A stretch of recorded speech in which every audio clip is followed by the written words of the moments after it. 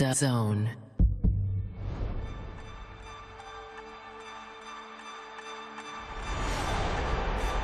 DAZN is the home of boxing, with over 150 live fights a year. This fight has lived up to expectations.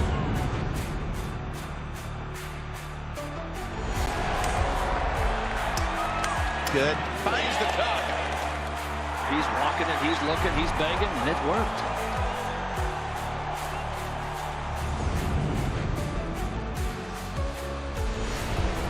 Ladies and gentlemen, let's get ready to rumble!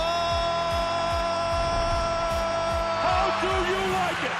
How do you like it?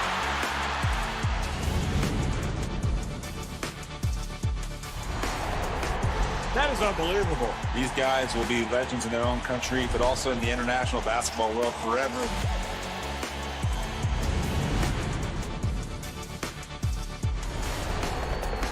Are you not entertained?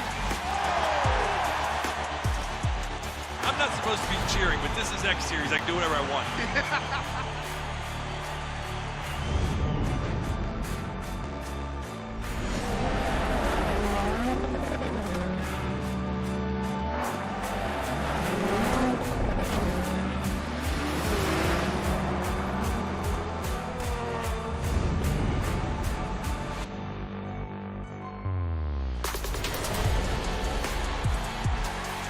It all comes down to tonight. Don't miss the biggest night in MMA. PFL is more than a fight. Catching up on any NFL game is easier than ever before. Looking to the end zone for the win! Oh my gosh, one of the great games you'll ever see.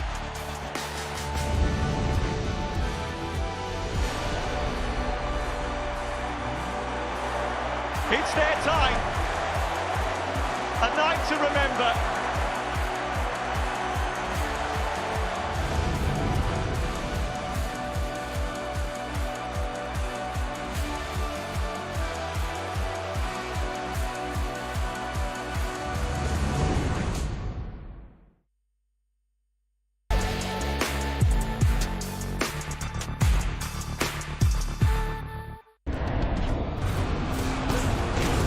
Fight Night on DAZN, brought to you by William Hill.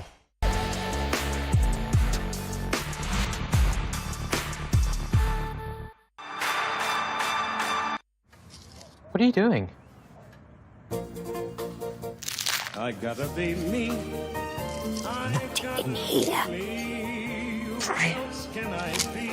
UPI figures were down this month.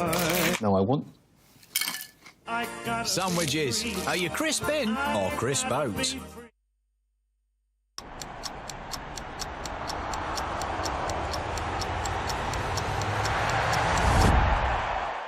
In light of recent events, it begs the question, what can we even believe in anymore?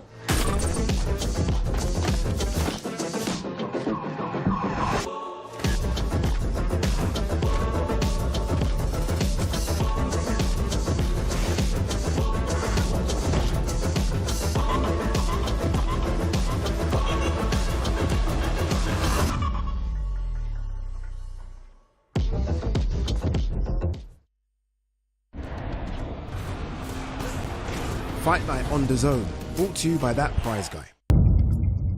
The following program is recommended for those 16 and over, as it contains sporting violence, possible bad language, and flashing imagery.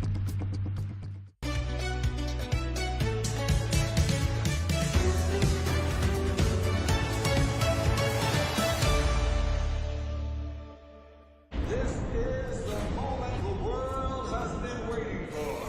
The judges are ready, the fighters are ready, the boxing world is ready. The fight starts now!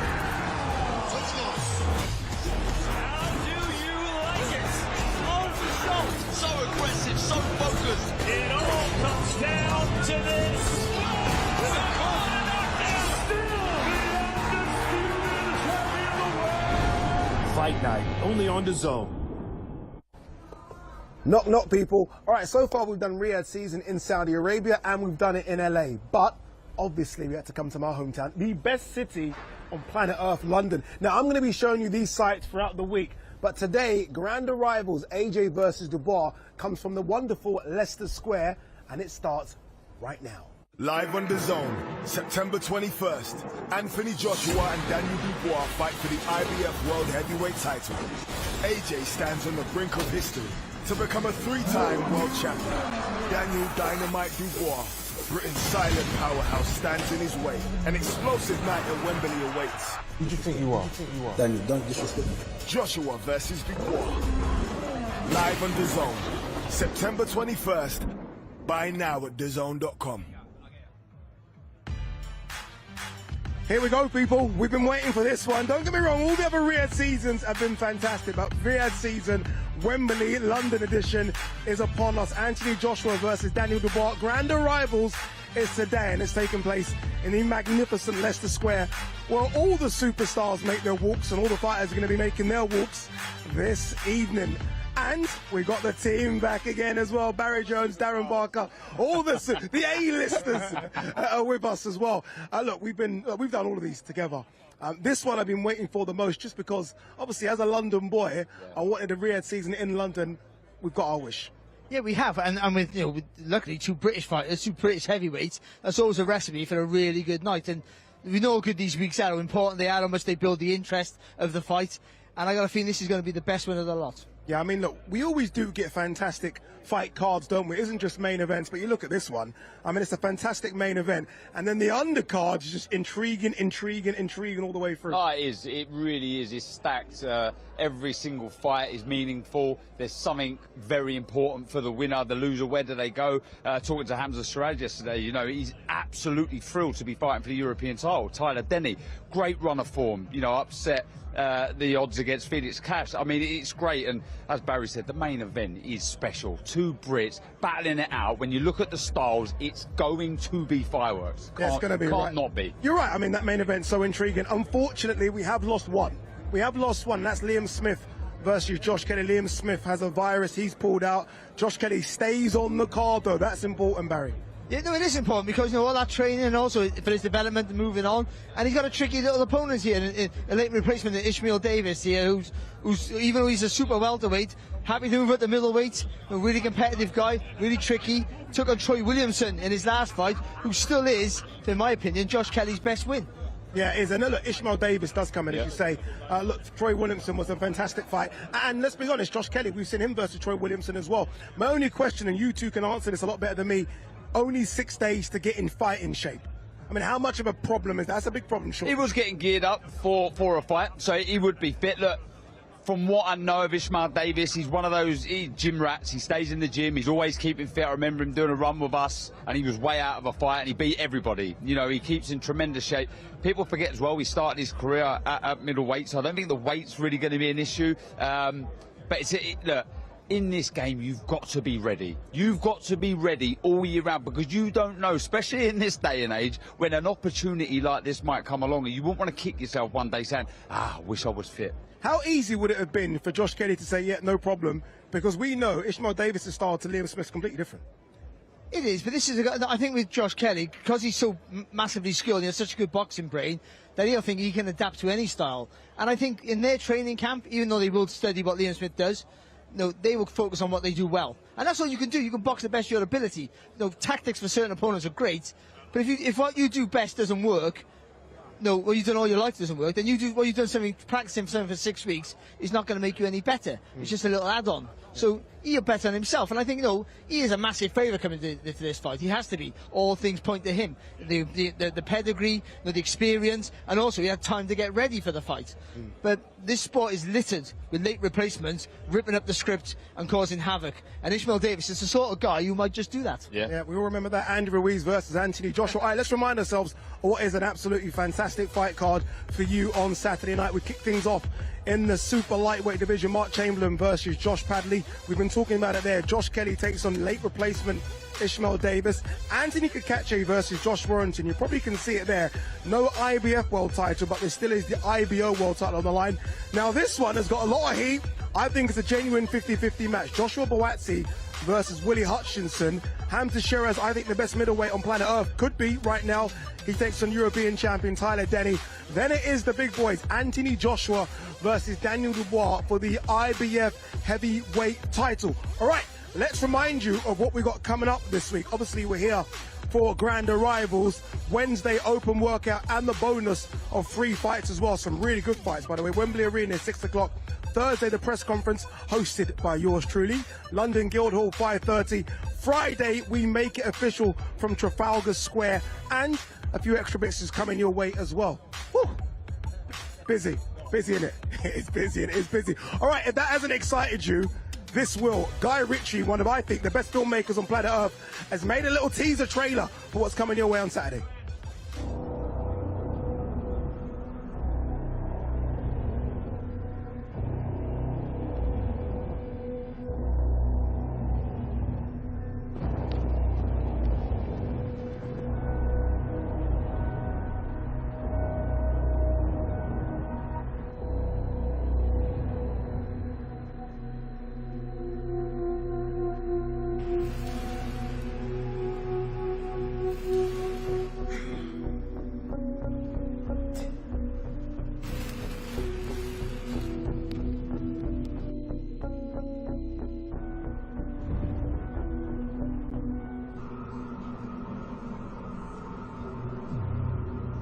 Where it began,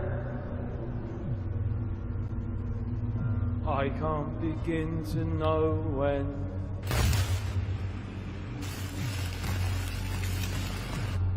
Was in the spring, and spring became the summer. Who'd have believed you come along? And touching hand, reaching out, Touching me, touching you.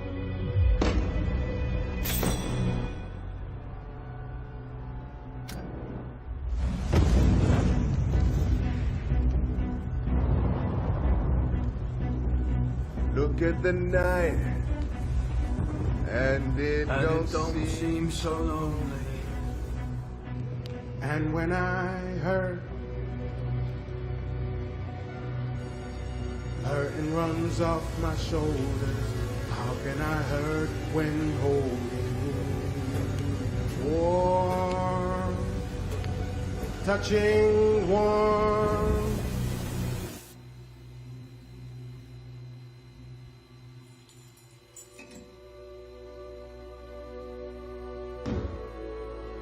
Sweet Caroline.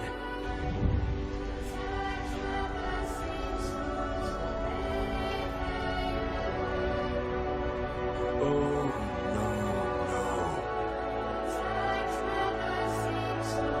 reaching out. Sweet Caroline. Good times never seem so good.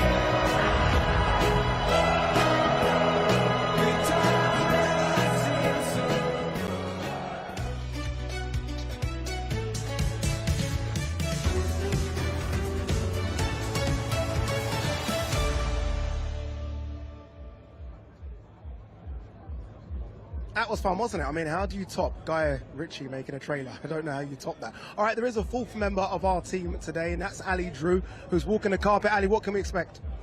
Yes, I certainly am. So the fighters will shortly be arriving on this very fancy purple carpet, where they will make their way down past the lines of fans on either side of the carpet.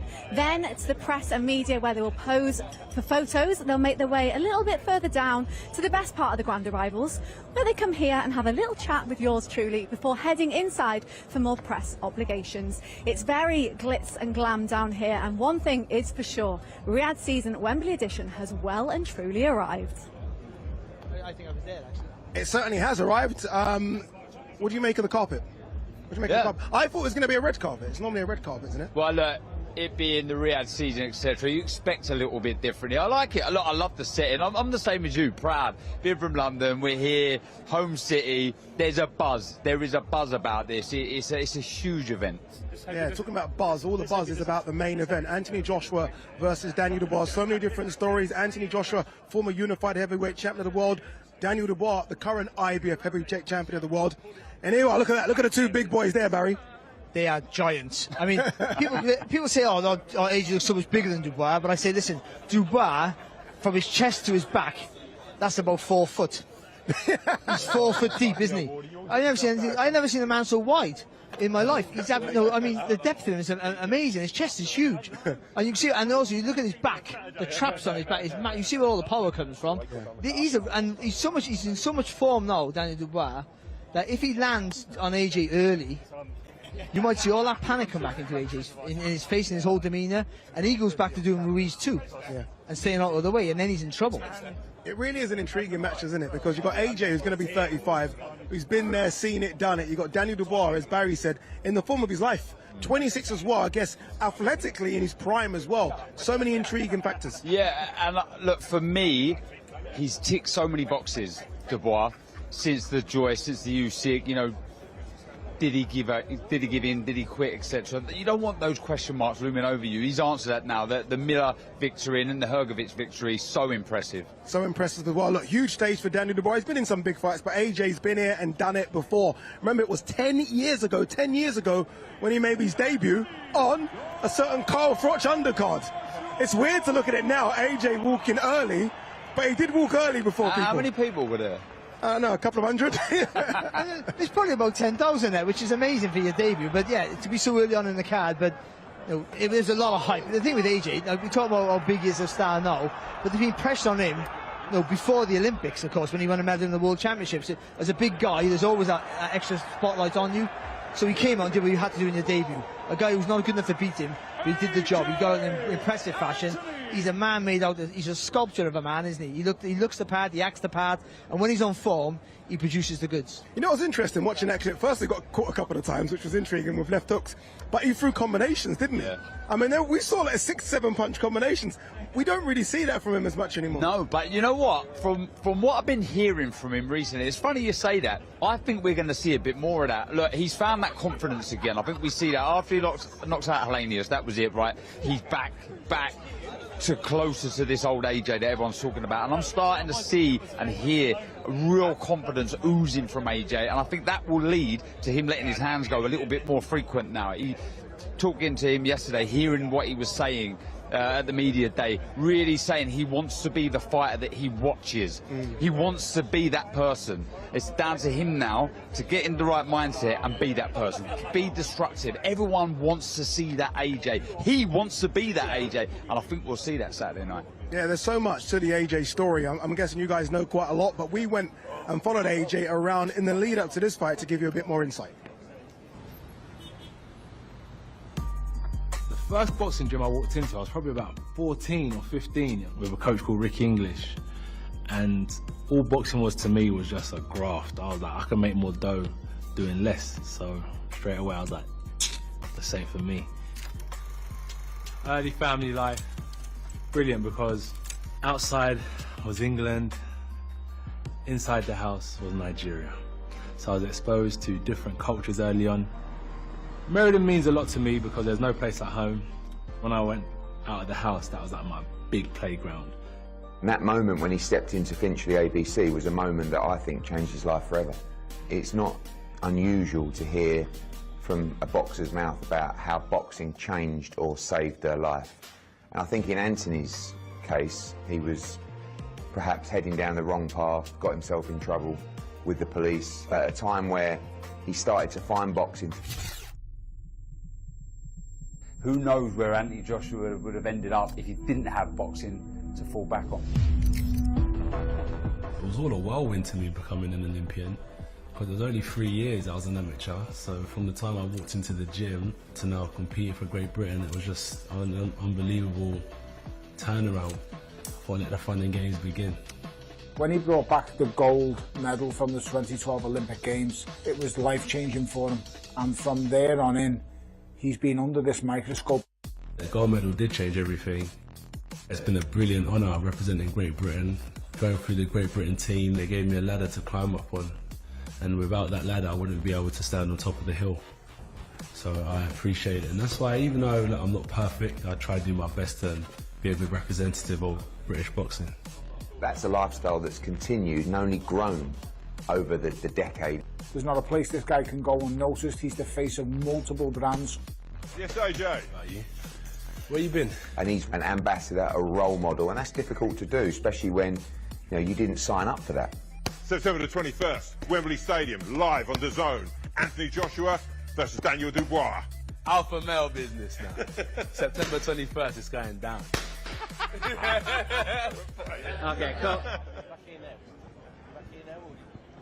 Seems relaxed, doesn't he? Seems in a good place, Anthony Joshua, and I think that comes from his last 3 fights have not gone the distance. He's starting to put people to sleep again, knock people out, hurt them as well. Yeah, do you know what? I was saying to Darren just off air then, I think for the first time in his career, maybe his life, he knows exactly who he is. Inside and outside of the ring, he knows, he's comfortable with who he is. I mean, vulnerabilities and all, because before that he had no vulnerabilities. He was just an indestructible force. Nothing could go wrong, and when it all goes wrong you have to reassess yourself, and it's hard to come back from that. And he's gone through that crisis of confidence, tribulations and trials, but now look at him, that destructive guy there, who had no fear of taking any punch at all. He would just go straight first. My power is bigger than your power. You hurt me, I'm going to get up and do this to you. That's the difference. But now he's had to come back from things like that and reassess. But I think he's better fighter now than he is then. He was actually saying this week that this version of him beats that version. Beats the version that beats Klitschko. It's a good fight, isn't it?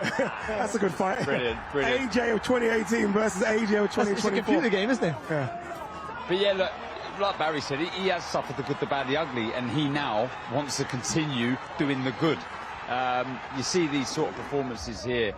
This is where I think it started to come back. He got the knockout. He started to realise, if I do commit to the right hand, I mean, this was probably the most tremendous, thunderous, hurtful, disgusting even shot I've ever seen live. That right hand that decked Ngannou was frightening.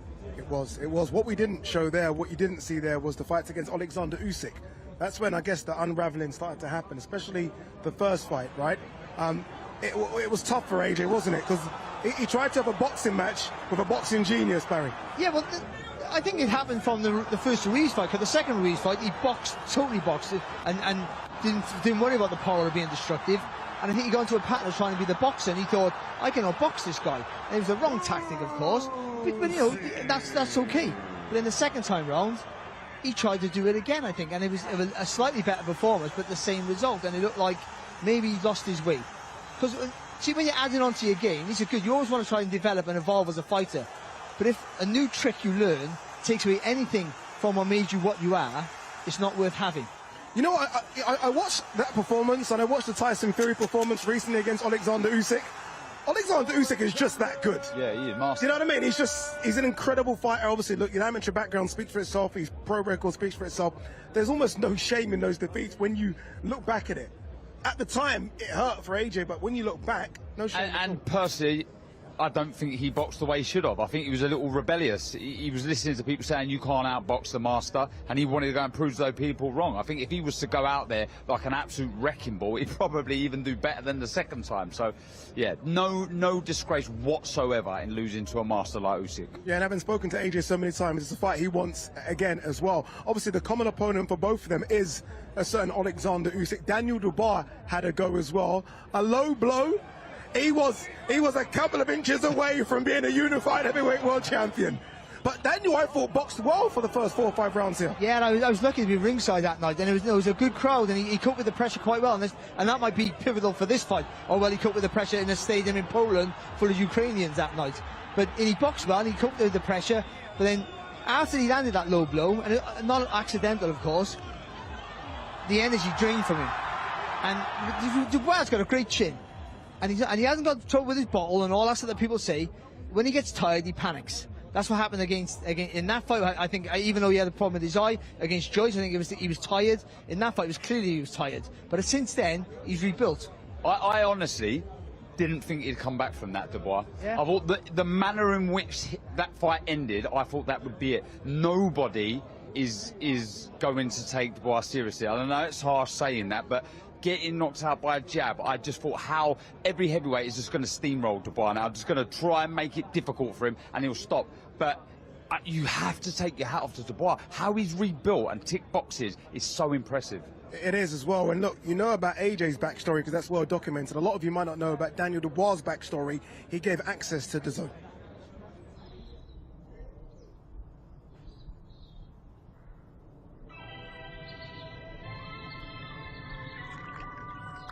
Boxing's been my main goal and been part of my life from very young, really. He started at 5 or something, and he's been doing it ever since. Daniel was one of 11 children raised principally by his dad in and around South London. He's had that discipline from my dad, that guidance, and it's still there for me today, so I'm very grateful. Very lucky. He had a business himself and selling artwork, lots of different pictures and posters. I've really got a good eye for arts and anything artistic. I wasn't the best trader, but I enjoyed watching my father. He was a master at it. He was the best in the world. This is usually where I wake up first thing in the morning, get on that. Yeah, I could do it. I could bang out a good few, mate. We should go toe for toe, innit? Let's go, we have a little competition. He looks like a big lad, so I wouldn't mind him.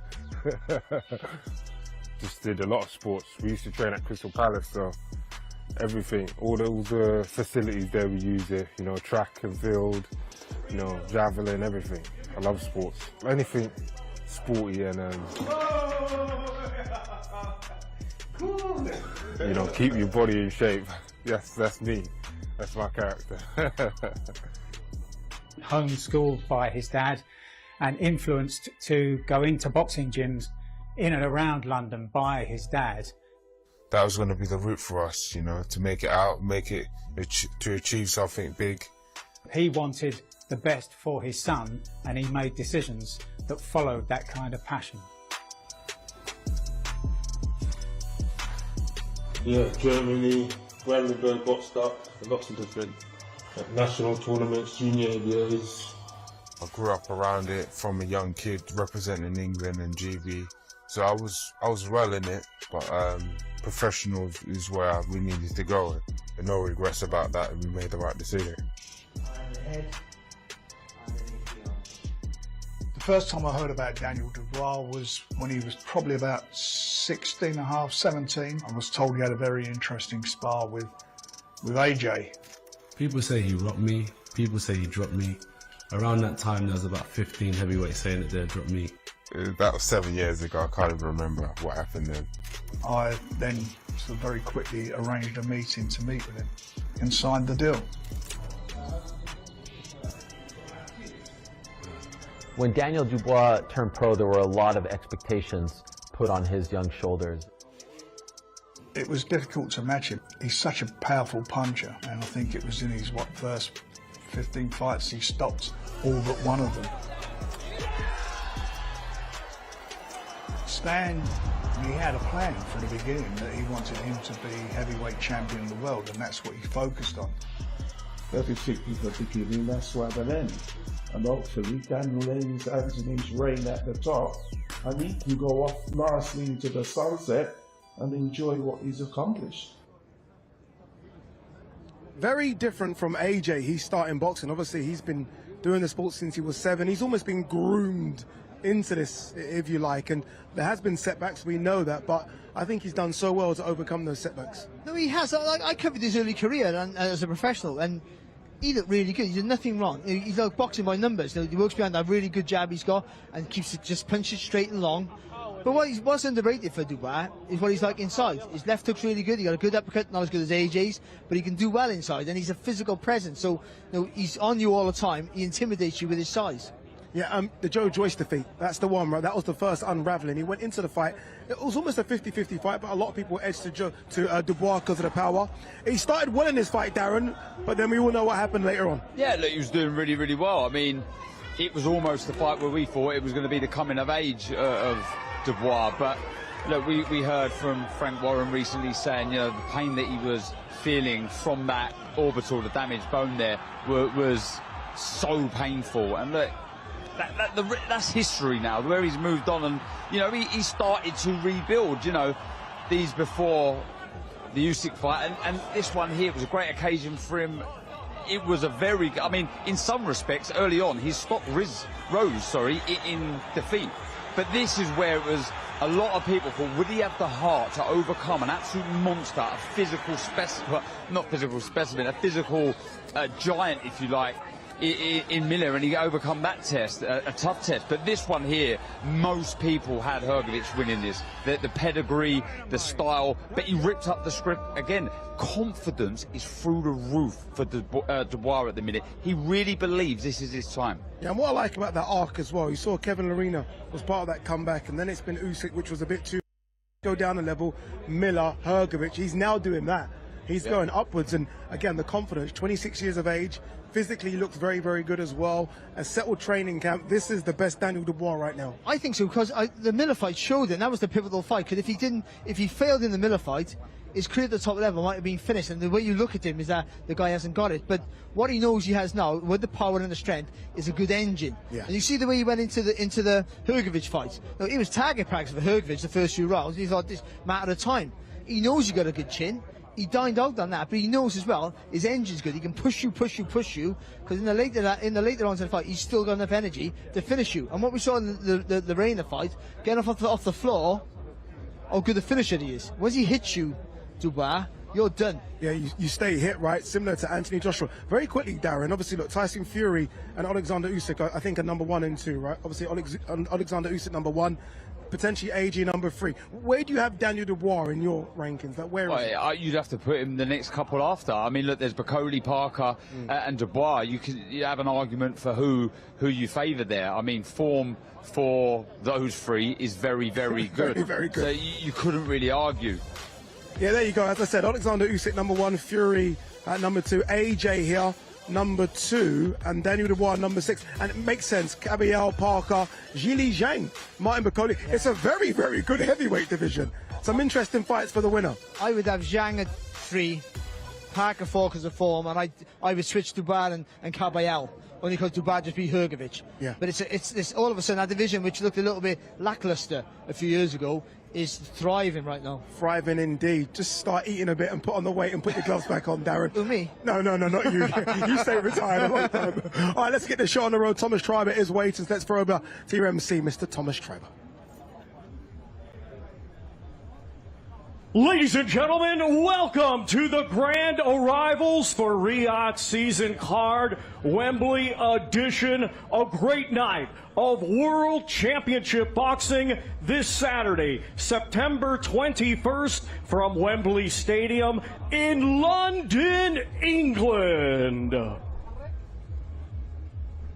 I would first like to take this moment to thank the Kingdom of Saudi Arabia and the custodian of the 2 holy mosques, King Salman bin Abdulaziz Al Saud, His Royal Highness the Crown Prince Mohammed bin Salman, and His Excellency, Chairman of the General Entertainment Authority, GIA, Turkey Al-Sheikh, for putting together this spectacular Riyadh season event and its fight week here in London.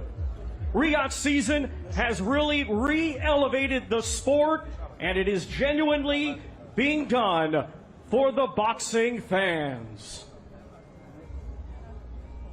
We are here today to witness an outstanding card featuring Anthony Joshua against Daniel Dubois for the IBF Heavyweight Championship of the World. Brought to you by Riyadh Season and the General Entertainment Authority, GIA, with Frank Warren for Queensberry Promotions and Eddie Hearn for Matchroom Boxing. This event is sponsored by Visit Saudi, Solomon Al Habib Hospital, Saudi Airlines, Red Sea Global, Doria, and Middle Beast, in partnership with Gold Star Promotions and Sella, in association with Wasserman Boxing and Boxer. This great event will be shown worldwide on DAZN, on TNT Sports Box Office, Sky Sports Box Office, and on payperview.com. Let's now get the grand arrival process started. Our first two fighters competing this Saturday in a scheduled 10-round super lightweight contest.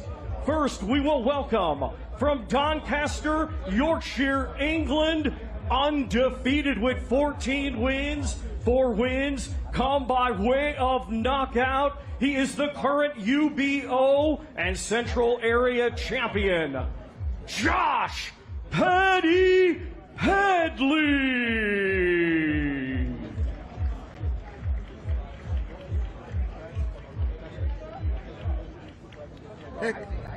Here comes Josh Padley making his way. Obviously, takes on Mark Chamberlain on Saturday. A surprise addition to many, but so was Mark Chamberlain a few Riyadh seasons ago. We all see what Mark Chamberlain's gone on to become. What an opportunity here for Josh Padley. A huge opportunity for him, and I bet you he said yes without thinking. Yeah. As soon as they said, do you want to box Mark Chamberlain, he said yes, didn't know when, where, how much, or anything about it, because this is his chance to break into the big time, of course. He's a massive underdog, and the chances are if Chamberlain catches him, he's going to go, because everyone goes when Chamberlain catches him. But he's a good boxer. He can be aggressive when he can, as well. He has good skills, good movement. How his chin holds up, we're going to find out on Saturday night, but the opportunity to fight here and to box Chamberlain, and get yourself at the higher level, is a chance that nobody could turn down. I like this. This is all new to him. He's like, where am I going? What is going on? What am I doing? Like, where am I going to? I absolutely love it. But what we have seen, and you said it so well, Barry, you can change your life here. You can change your life. All it takes is one. All it takes is a good performance. And we've seen fighters, even in defeat, stay on in Riyadh season. So he'll be looking to put on a really good performance, because you never know the opportunity. Yeah, exactly what Barry said. I don't reckon there was half a second that he had to think about this. It would have been a yes straight away. He's a good fighter, but he's in deep. What experience you're having? You're the first fighter down this purple carpet. How are you feeling? Amazing. Look at what we've put on here. I'm excited to be a part of this event. How does this compare to previous fight weeks you've had? Completely different. I'm used to the small hall shows, so none of this glitz and glamour, so it's just soaking it all in and taking it in my stride. Massive opportunity for you on Saturday night. You can really establish your name in the division. Presumably you didn't even question when it got put to you for this fight, you just said yes straight away. Definitely. This is what I've been missing in my career, is exposure like this, so when an opportunity came like this, I had to take it. And how are you feeling? Nervous? You look like you're quite relaxed. I'm all right. The nerves go as soon as you get in the ring, so let's get to it. Well, I'll let you get in there, but enjoy it all. Thank you very much. Let's now welcome from Portsmouth, Hampshire, England, undefeated with 16 wins, 12 of his 16 wins coming by way of knockout. Here is the current WBC Silver and IBF European Champion, Mark Chamberlain. But rightly so. I think a lot of people will focus on what the heavyweights have done in Riyadh season, taking their opportunities, Agit Caballero, Joseph Parker. But the way Mark Chamberlain's taken his opportunity and looks really, really good in doing it has almost been refreshing to see someone that we don't really know come on the scene and blow his opponents out of the water. Yeah, wrecking ball, absolute wrecking ball. Gavin Gwynn didn't stand a chance, thought that would be a really, really tough fight, but he just destroyed him. And then Joshua Wahab, I mean, it was just an execution. He does as he pleases. Brilliant jab, brilliant footwork, and the power that he carries in both hands is thunderous. It really is. And every time he's on the card now, I'm excited because he brings excitement. How would he have felt about maybe, you know, obviously, look, Shakur Stevenson was going to fight a Riyadh season. Joe Cordina got the opportunity. How far away would Mark Chamberlain have been from that call?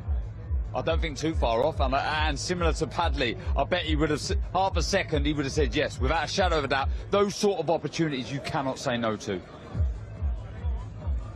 Mark, you just said it, back again for another Riyadh season fight week, this time in London. How different does this one feel? It feels the same, just the weather isn't with us. Other than that, yeah, it's great to be part of another big platform, and I'm looking forward to it. Do you ever get used to these big fight weeks, these huge events? I've done it a couple of times now, yeah, so the big platforms is what I want to get used to, because I always want to be welcome back on them, so just got to keep doing what I'm doing, and no doubt I will be part of these big shows in the future. Yeah, there is rumours of you being part of future upcoming big fights, big events. But how much of a banana skin does Saturday face for you? I'm not looking past Saturday. Obviously, there's an unbeaten fighter in front of me. But I'm pretty confident we get the job done within the distance. And I'm looking forward to it. Best of luck. Thank you. Our next two fighters competing this Saturday in a scheduled 12-round contest. It will be for the vacant WBO Interim Light Heavyweight Championship of the World. First, let's welcome from Carstairs, Scotland. His professional record, 18 wins, just one defeat. 13 of his 18 wins coming by way of knockout. Here is the current WBC Silver Champion, Willie the Hutch Train Hutchinson.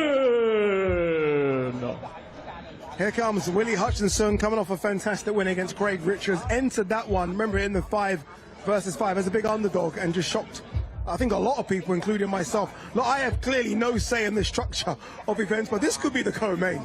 Buatsi versus Hutchinson could be. It shows the depth of this card that this is second on. It's a brilliant fight. It really is. The confidence of this man is incredible. It really is. I think he's one of the biggest wind-ups in world boxing. He loves to get under the skin of his opponents, and he's going around, and this is genuine. He's going around, and he told me yesterday, and a lot of other people, that he's going to stop Joshua Buatsi. He looked at me straight in the eye. You know, someone who... I was there. You was there, wasn't you? He believes he's going to stop him. He didn't blink, he paused, he looks at me straight in the eye. He goes, I'm going to stop Buatsi. If he was to stop Joshua Buatsi, for me, that's probably up there with one of the biggest statements ever, would you not say? Really and truly, a statement. It's not an upset. Slow down a bit, Dan, slow down a bit. A statement. As a statement. I mean, it's up there. It's up there, it really is. And look, it's going to be a big ask, because we know Buatsi's got one thing, and that's a solid granite chin. Yeah. And it comes to fight, and maybe a better boxer as well than Craig Richards, but it's a great fight, this. But what Hutchinson has is he's an orthodox. He throws some unorthodox angles. He's erratic with his rhythm, so he's very hard to read. And that's what gives him an advantage over some of these guys, where they're very structured in their work. He'll throw punches from different angles. You don't know where his body is. You can't time some of his work. But he gives you opportunities. But what he showed in Richards' fight is that when he's tired, he can still fight. He can still throw punches when he's tired. And in those later rounds, that's a real plus. You know, one thing I do remember from the Riyadh season, the 5 versus 5, I don't think he was in tremendous shape for that fight. he looks like he's already in great shape for this one. So let's hear from him anyways with Ali Drew. Willie, another Riyadh season, fight week for you. How are you feeling? Listen, I'm in London and I'm living the dream. I'm taking it all in, I'm soaking it up. The weather's nice, I'm feeling good, I'm feeling sexy, and I'm ready to rock and roll on Saturday night. You seem full of confidence and very relaxed for this one. Do you feel more so for this fight than previous? You know what it is, it's just me being me. People think I'm confident or whatever you think. This is me on a daily basis, that's my team. Just living the dream, man, living the dream. We've heard you say a few times, this fight's not going to distance, you're going to stop him.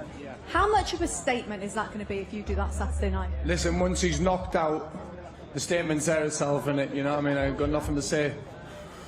It's all on Saturday night, enjoying myself and soak it all up and get in there. Best of luck. Muchas gracias.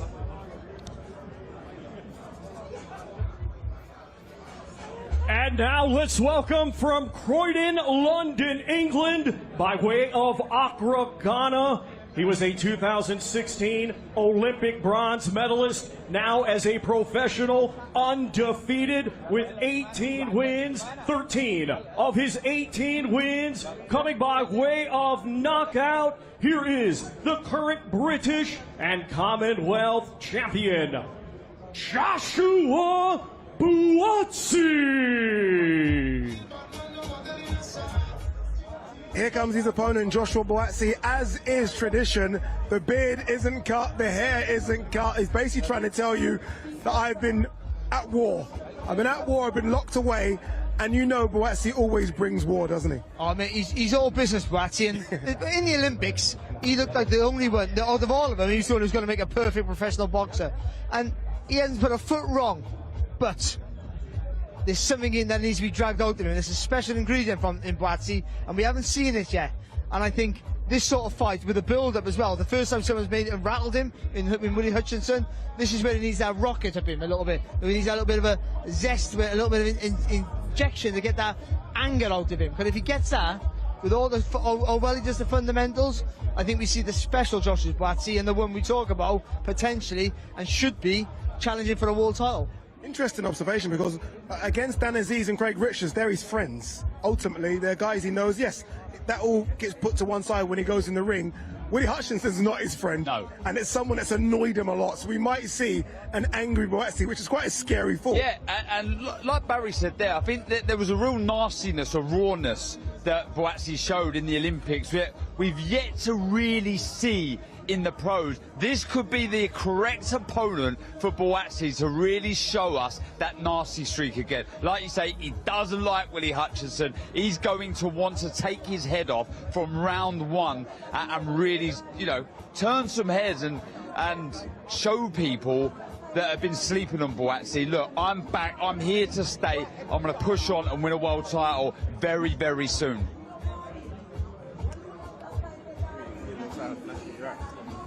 Joshua, fight week is here. How are you feeling? I'm good, man. It's been a long time coming, but we're a couple of days away now, so I'm looking forward to it. Do you enjoy these type of things in fight week, or are you just ready for Saturday night? I'm ready for Saturday night, but listen, big up everyone for coming out here. We've got to respect that, man. Now, this fight has had a little bit of spice in the build-up. How have you found the build-up, and do you think that that just brings a little bit of edge to fight night? It does, man. Look, everyone's going to be watching it, so I'm looking forward to it myself. Can we have any predictions for the night? I can only predict on myself, and that's a win from me. Best of luck. Appreciate that. Thank you. Our next two fighters competing this Saturday in a scheduled 12-round contest in the middleweight division. First, let's welcome from Sunderland, Tyne and Ware.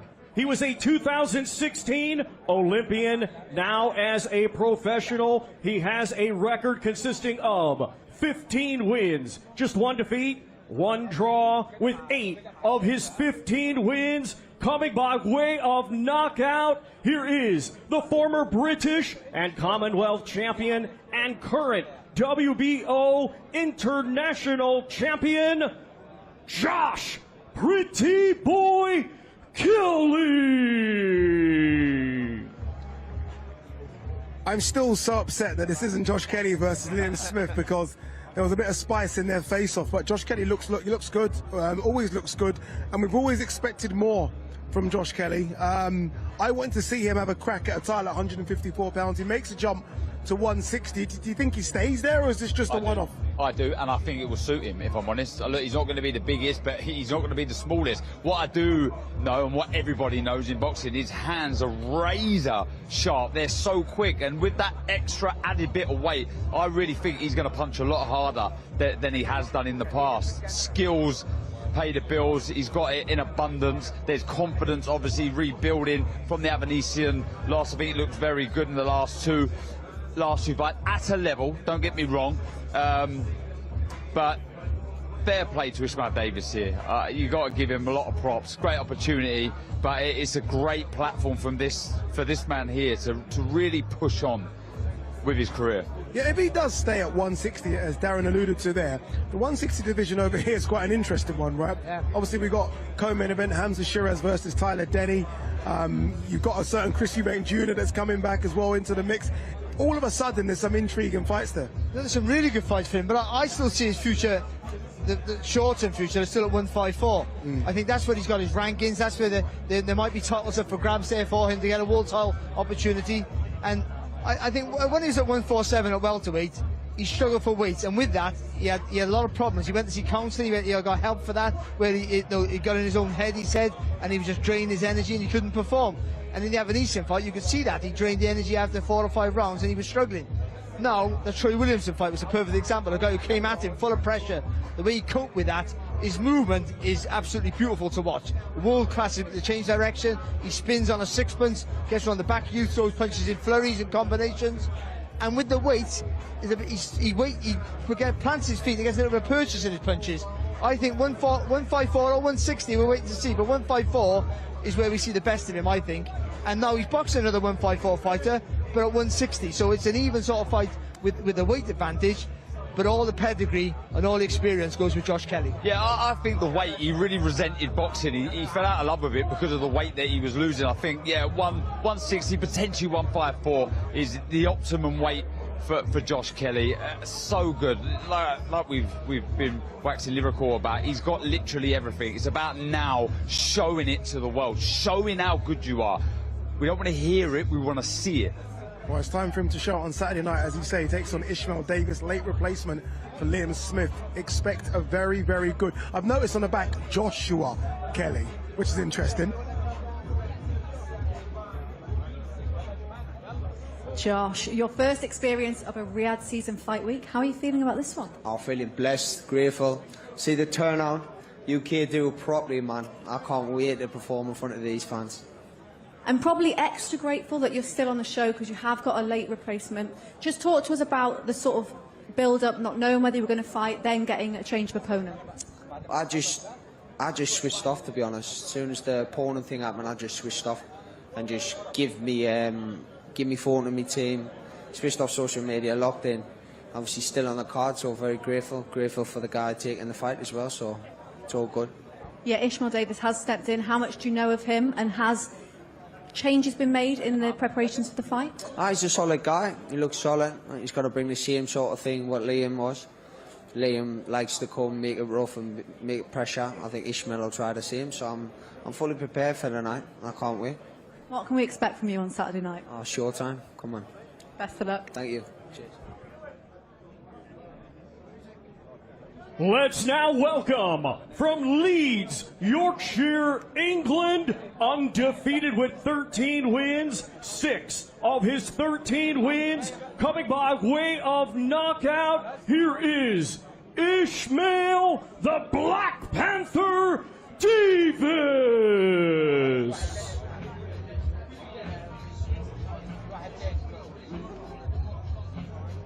Here comes the man that stepped in on 6 days' notice. Look, loads of fighters put their hand up for this one. Ishmael Davis has got the call. What an opportunity for him. Late to boxing, but so far he's impressed us. So far, so good from Ishmael Davis. Yeah, I think so. Me and Barry have commentated him a couple of times, and he has been impressive. He's got a lot to like. Beautiful jab. He switches so easily, so subtle the way he does it. Carries I think probably more power than his record suggests. And he's confident, that's the main thing. Like I said as well, he's a gym rat. He lives and breathes the sport, he loves it. As Barry alluded to, and as we've said, wouldn't have been half a second thought in taking this opportunity. Believes in himself, looked after really, really well, managed well. Sonny Edwards, part of the team, and what an opportunity. I'm going to ask you the impossible question. Look, he does live the life, but how much weight do you think he had to cut to make this 160? Sorry, Barry, I don't think much, if I'm honest. Yep, 10 pounds? Maximum. Yeah, but remember, even though he had a fight in 4 weeks, he's probably starting to think about just reducing what he was walking around anyway. Yeah. So it was less of that. And let's not forget here, like this, you know, the Troy Williamson fight was a step up for him. We thought that might be a step too far, and he dealt with that relatively comfortable. Let's be honest, he looked phenomenal. This is a bigger step up again. But isn't this what the sport's all about? Daring to be great, dreaming, you know, not waiting around. We all entertaining fights. We want fighters to come from nowhere to somewhere, and he's on a fast route. He doesn't want to wait around. He believes in himself. He bets on himself, and he has the ability. My only worry is he boxes his own pace. He's going to have to quicken his feet a little bit against someone as fast as Josh Kelly. Ishmael, you're here for fight week. You've not had much time to prep for this, so how are you feeling? I'm feeling good, man. I'm feeling ready. I belong here and I'm going to show it on Saturday night. Now, you stepped in with 6 days' notice. What was going through your head when that call came in? I'm always ready, and BP don't get tired, man. So, listen, 6 days' notice, but I believe in myself, so let's get it on. How much of an opportunity is Saturday night for you? This is massive, innit? It changed not only my life, but my kids' life, so I won't be taking it lightly. Are you looking forward to this fight week? Because you wouldn't have experienced something like this before. Nah, this is massive, man. I'm grateful. It's amazing, innit? But listen, it's all about the fight. This is nice, but it's about fight, getting the fight done and getting the win. So Saturday night it's on. Best of luck. Thank you.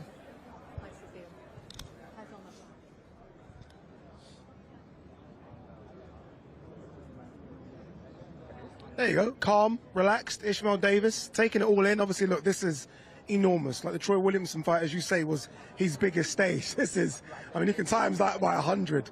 But I think he's ready for it. I think he's got the right mentality for it as well. And I think he'll be a problem for a few rounds. And then, obviously, I expect the gas tank to run empty. But he's big. Looking at him behind me, he's a strong fighter, a skillful fighter. Not easy work for Josh at all. No, what he's got to do, you can't say no silly risk, but you literally got to make Josh Kelly work incredibly hard from round one. When you got a guy with such great feet and such good skills, you got to cut him off quick.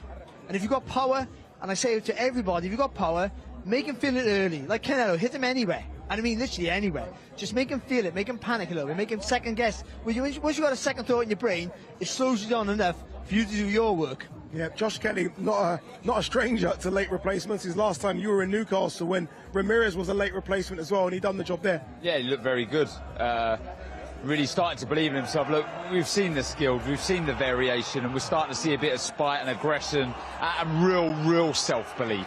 Not just words, not hiding behind words, really starting to show. Yes, at a level this, he is stepping up. Look, Ishmael Davis is short notice, obviously, but a step up to this class, I would say. I just feel for Ishmael Davis, going back to him, we've heard it about mindset and mentality and dealing with big pressure moments. For Ishmael Davis to not have the pressure at all, where the pressure here is on Josh Kelly, absolutely. To have that taken away, you can go into a fight and just express yourself, not have to worry about it. You're free, exactly that, you're free, and I think that will really, well, you'd like to think it will help Ishmael Davis. How many times have you been able to say that in your career? No, yeah. Once or twice, maybe if you're lucky. You're just free. No one expects you to do anything. Yeah. Just go out there, express yourself. And I tell you what, it's a revelation sometimes for you. Yeah, and the one thing you did say right at the top as well, with Riyadh season cards, you just got to make sure you're ready. Because they're not removing the fighter, they're trying to replace the fighter if someone does pull out. And I guess Ishmael Davis, Lewis Crocker put his hand up as well. All these fighters wanted to crack. And fair play to Josh Kelly, because a lot of fighters would have said, you know, that's not a style I've been training for. He's like, no, bring on any style. I'm ready now. But Addy, it makes a mockery of training camps, especially when you're not boxing for world titles. You don't need training camps. Just need to train and be ready, roughly, and be disciplined in your life, like other sportsmen and other careers have to do when they have a calendar of events. Just do that as your profession, and then when you get the opportunity, 6 weeks, 4 weeks is enough. Yeah, Eddie Hearn in the building, Derek Chisora always in the building. Derek Chisora here as well. We just saw glimpses of Joshua Buatsi takes on Hutchinson. That there, for me, potentially could be fight of the night, and it's difficult to pick, obviously, so many good ones. But I just feel like it's going to be explosive. Two different styles. Willie Hutchinson really reminds me of Billy Joe Saunders, a young Billy that moved a lot on his feet, switch hits as well. Very tricky is Willie. Yeah. Look, the needle's there as well for me. There's that bad blood, and like we've said, if that can't bring that nastiness, the best out of Joshua Buatsi, then what can? You know, I'm expecting the best of Buatsi here, I really am. Willie Hutchinson, like I said, confidence is on another level. It's a brilliant fight. I'd probably agree with you. Probably the pick of the undercard. It really is. And last time out, Willie Hutchinson took on Craig Rich. Remember, it was the 5 versus 5. And of all the fights, I think a lot of people thought Richards was going to get this one done. And Hutchinson said, no, sirree. It looks really good. I think I said on the night, Richards the gold overnight. But I think that does a disservice to Hutchinson. I think he made him look old, because he just boxes at a high pace. Look, he's not getting any escape, even though he's not cutting off the ring correctly. He's following him down, he's throwing lots of punches, and every time Richards threw a shot, he threw in combinations all the time. And also, the unorthodox angles that he throws from when he moves makes him a really hard guy to fight. Yeah, but Buatsi, we know, has got skill. Right, we've seen him in some really fantastic fights, and he always seems to find a way. Even when it does get tough, he seems to just be a bit tougher all the time. Yeah, because sometimes I feel he fights within himself. I think there's more to come from Buatsi, I really do. The pedigree's there, former Olympian.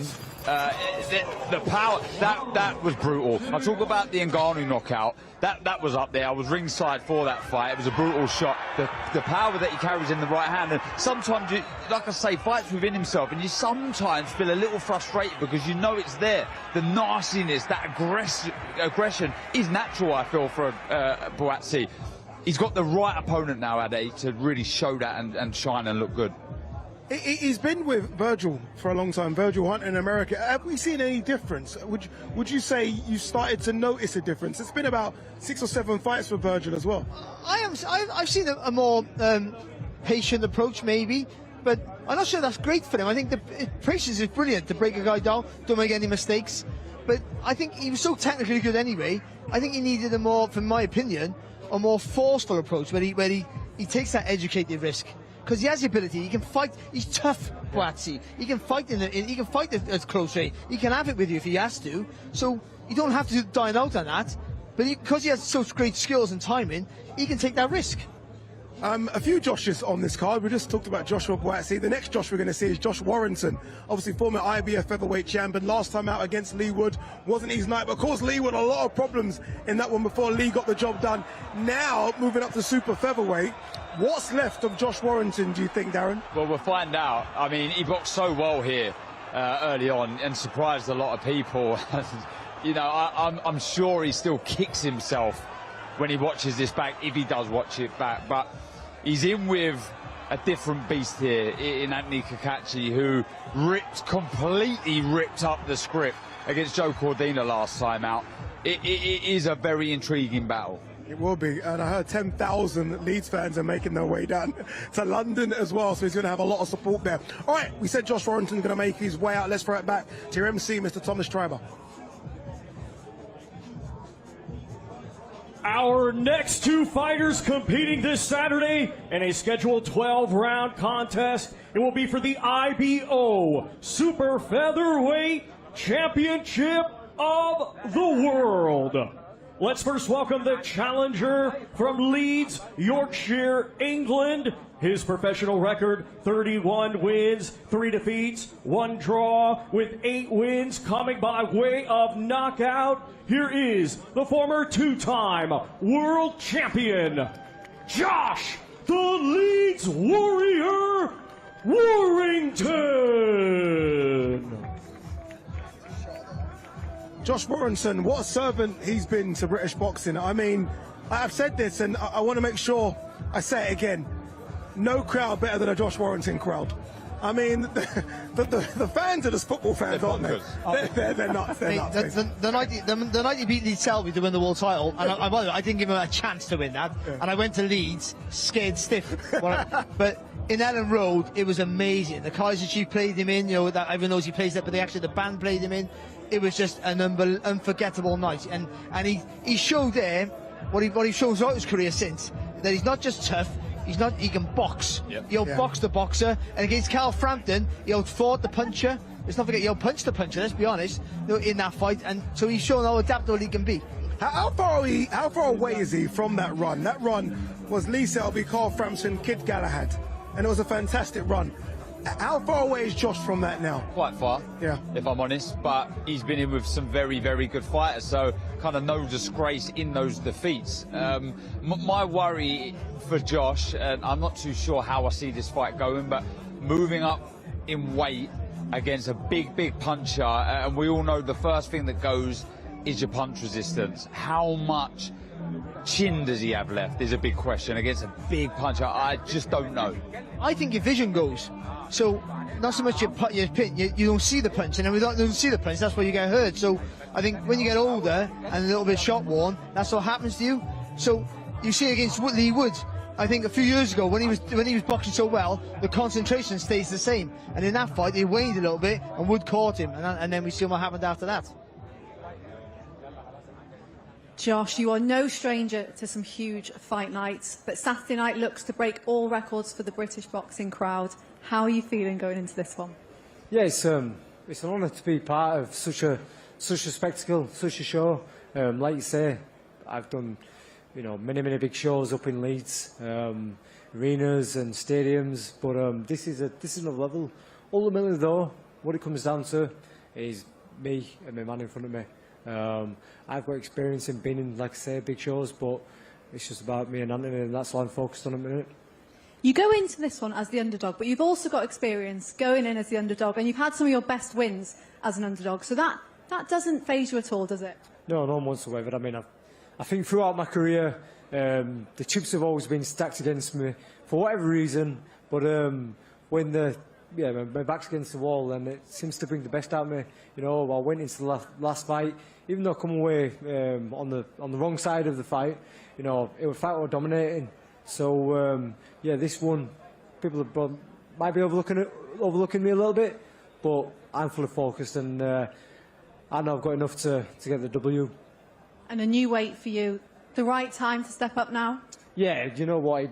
I can't cry over spilled milk, but I probably should have done it a few years ago. You know, these extra few pounds, it might not sound a lot to a lot of people, but I feel absolutely fantastic, and best I've felt in a long time. Both of you have promised an exciting fight. Is this going to steal the show? I think so. You know, we've been noble, respectful throughout. I've got a lot of respect for Anto and his team have been very good. And, you know, sometimes we're going to prove that you don't need to trash talk or talk absolute bollocks. You know, it's all about, you know, letting the fist do the talking. And, yeah, I think that we're both going to deliver on Saturday night. Best of luck, Josh. Thank you.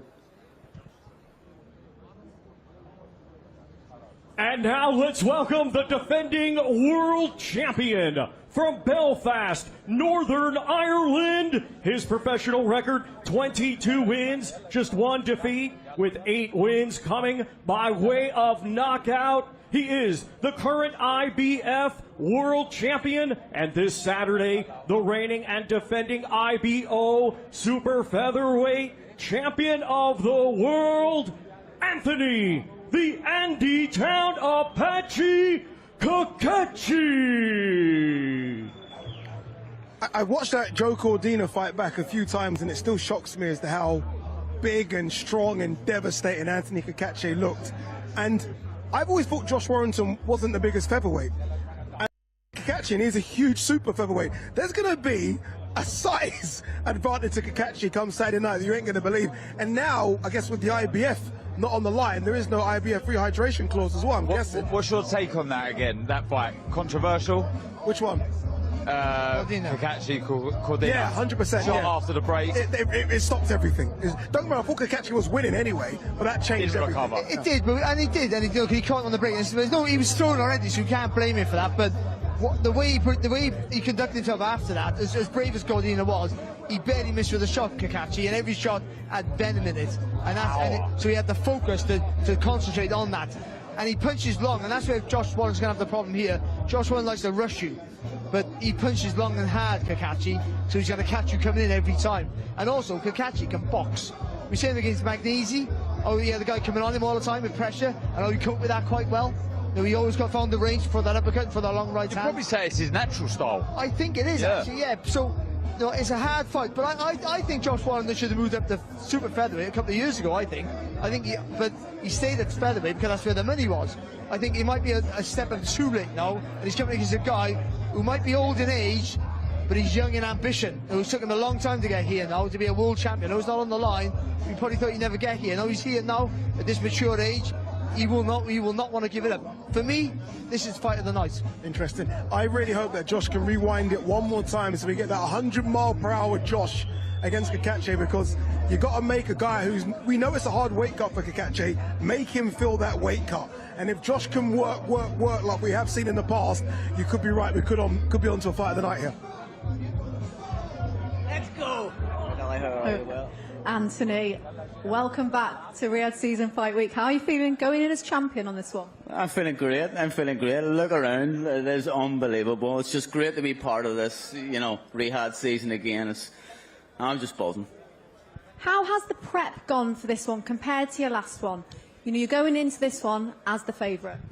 Listen, favourite means absolutely nothing. I know Josh, he's a great fighter, and he's going to bring the heat, but I just believe I'm the better fighter, and it's my time. How much of an opportunity is the fight on Saturday for you? Well, for to fight a big name like Josh, it's great. He's had fights with Frampton, Selby, and all these big fighters in the past. So I would like to get my revenge for a couple of Irish fighters. So Saturday night, I plan on doing that. Both of you have said, and commentary has said, they think this is going to be fight of the night. Yeah. Do you think that's what it's going to be? Yeah, no doubt. I mean, I know the style Josh brings. I know what I want to bring. So, yeah, I do. I believe it's going to be the best fight of the night. Fans have got a lot to look forward to. Yes, 100%. Tune in. Best of luck. Thank you very much. Our next two fighters competing this Saturday in a scheduled 12-round contest. It will be for the EBU European, WBC Silver, and Commonwealth Middleweight Championships. First, let's welcome from Rowley Regis, West Midlands, England. His professional record consists of 19 wins, 2 defeats, 3 draws, with 1 win coming by way of knockout. Here is the reigning and defending EBU European Middleweight Champion, Tyler Denny. Barry Jones just said off air that he loves Tyler Denny, and I think everyone can echo that. Honestly, one of the nice guys of boxing, has done it the hard way as well. He's fought away, he's fought as an underdog, had to sell tickets to even get on fight cards, and here he is now, co-main event on a Riyadh season card. I absolutely love it for him. You know what I love about him? Even when he wins titles, he's still the B-side. Again tonight, he's a European champion, he's still the B-side, and he doesn't care. He's literally living his best life. Everything's just an opportunity. And if you've got a boxer who can box and you watch Tyler Denny, you say you were still boxing now, Dan, and you watch Tyler Denny, you go, he's beatable. I'll beat him every time. But what he does, his superpower, he drags you into his fight, and he does it after a round and a half. Look, Felix Cash is so skillful, and on paper you think that's a one-sided fight.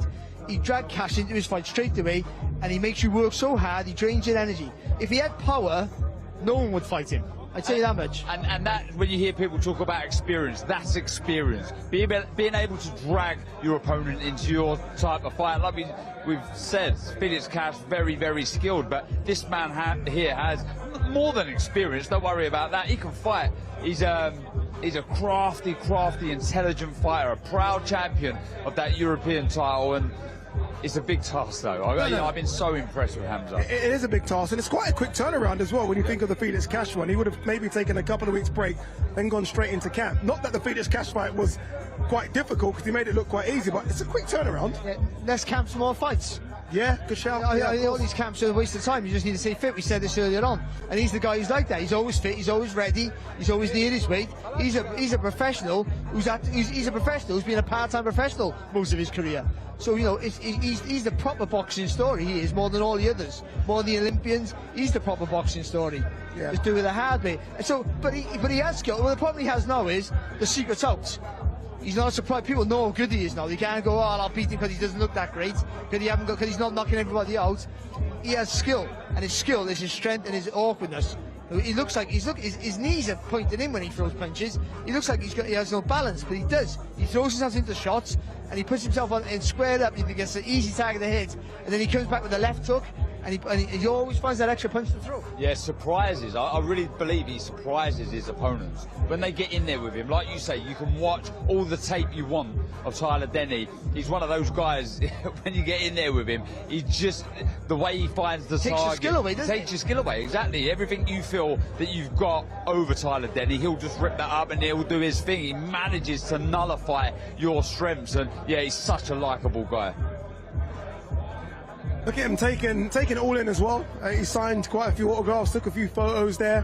Again, this is his time. This is his time. And look, if he can beat Hamza Shiraz, I mean, look, everyone's talking about Hamza Shiraz fighting for a world title next.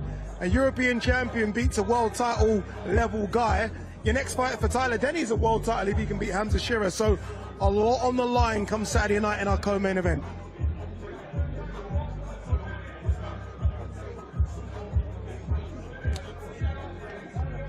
Tyler, it looks like you're taking it all in, the atmosphere, signing autographs. How excited are you for this one? I'm buzzing for it, man, buzzing for it. This is crazy, isn't it? But just enjoying myself and embracing it.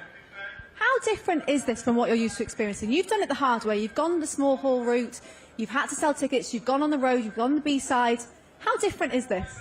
It's very different. I think there's more people here than I've been at some of my fights earlier on. So, but you know, I'm grateful for it. I appreciate it. And can make someone's day having a picture, then I'm all up for it, really. Now, you've said yourself, you keep getting told this is a tough fight. You've taken nothing but tough fights, really. So that doesn't faze you at all. Nah, nothing. I enjoy it. If they're not calling me the underdog, I'm used to it now. I've been underdog for the last probably 6 or 7 fights, and I keep coming out on top. It'll be no different Saturday. If you get the win Saturday night, what does it do for you? What opportunity is there for you? When I get the win on Saturday, I don't know. I leave that to everyone else, but the progression's mad. So you know, it's like world titles, but let's sort Saturday out first. Best of luck. Thank you.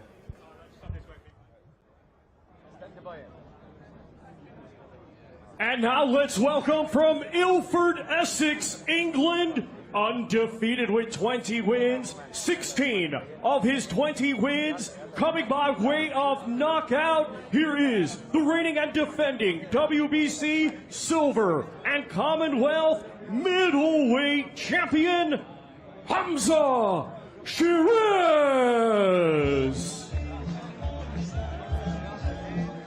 Here comes Hamza Shiraz. A lot expected of this young man. Fantastic win last time out against Ammo Williams. Really put himself on the world scene. And look, wanted so many other fighters for this fight. Wanted Chris Eubank Jr., couldn't get Chris Eubank Jr. There was some talk maybe about Denzel Bentley. In the end, it's Tyler Denny. Hamza Shiraz, a big favourite. How does he make sure he stays a favourite? Because Tyler Denny could be a big banana skin.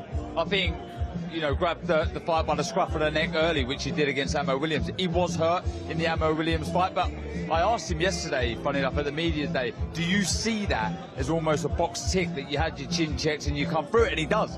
If anything, he takes more confidence away from that. But the way he just dictated everything on his own terms, and let's get this right, against a very, very hungry fighter in Ammo Williams who really believed in himself. That week, he was all over it, and it was a 10 out of 10 display. The team captain on the night, there was pressure, double points, and got the job done for Team Queensbury.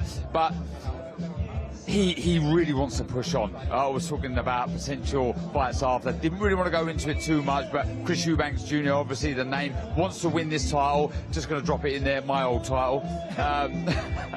And look, the future for this man is very, very bright. If he keeps doing what he's doing, keeps learning, keeps impressing and progressing, the world's his oyster.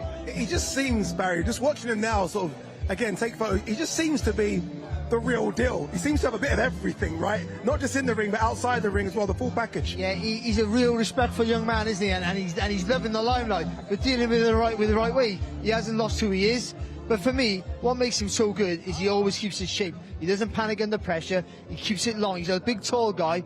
Never lets you get too close. He throws the uppercuts long. The jab's his key weapon. This is Tyler Denny's hardest fight because this guy won't let you draw him into a fight. I think that's the difficult. You've got to try and get close to him. How do you get close to a guy who keeps his shape, keeps his concentration, and punches hard with every punch that he throws? Because this guy Shiraz can whack with every shot. But his technique is flawless. I say it all the time, he punches inside his body frame. When you do that, it means you have to turn your body into the shot, which makes you direct, neat, and powerful with it. Very quickly, this is your division, Daz. I'm going to ask you, would he beat Eubank Jr.? Yeah, I think so. Star quality in and out of the ring. Clip that, please, people. Clip that. Send it over to Eubank Jr.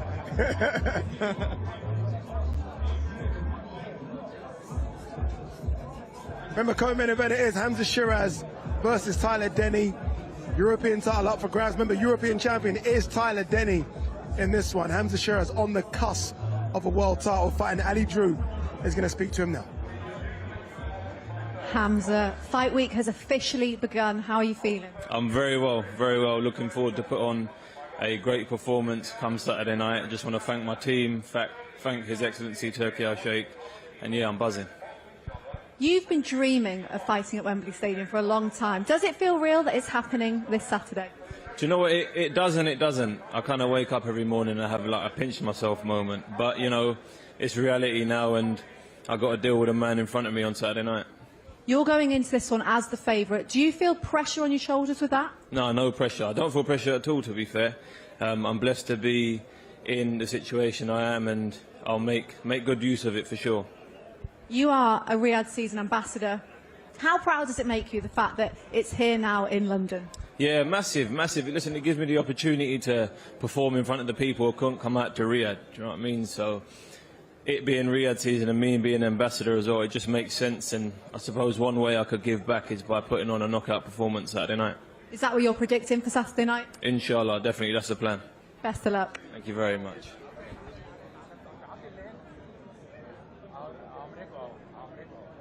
Hamza Shiraz there talking to Ali Drew, very, very confident. All right, main event on Saturday. Main event fighters about to do the walk. Anthony Joshua versus Daniel Dubois. Something to whet your appetite, though. Watch this promo if you're not already excited about what's to come. Live on DAZN, September 21st, Anthony Joshua and Daniel Dubois fight for the IBF World Heavyweight title. AJ stands on the brink of history to become a three-time world champion.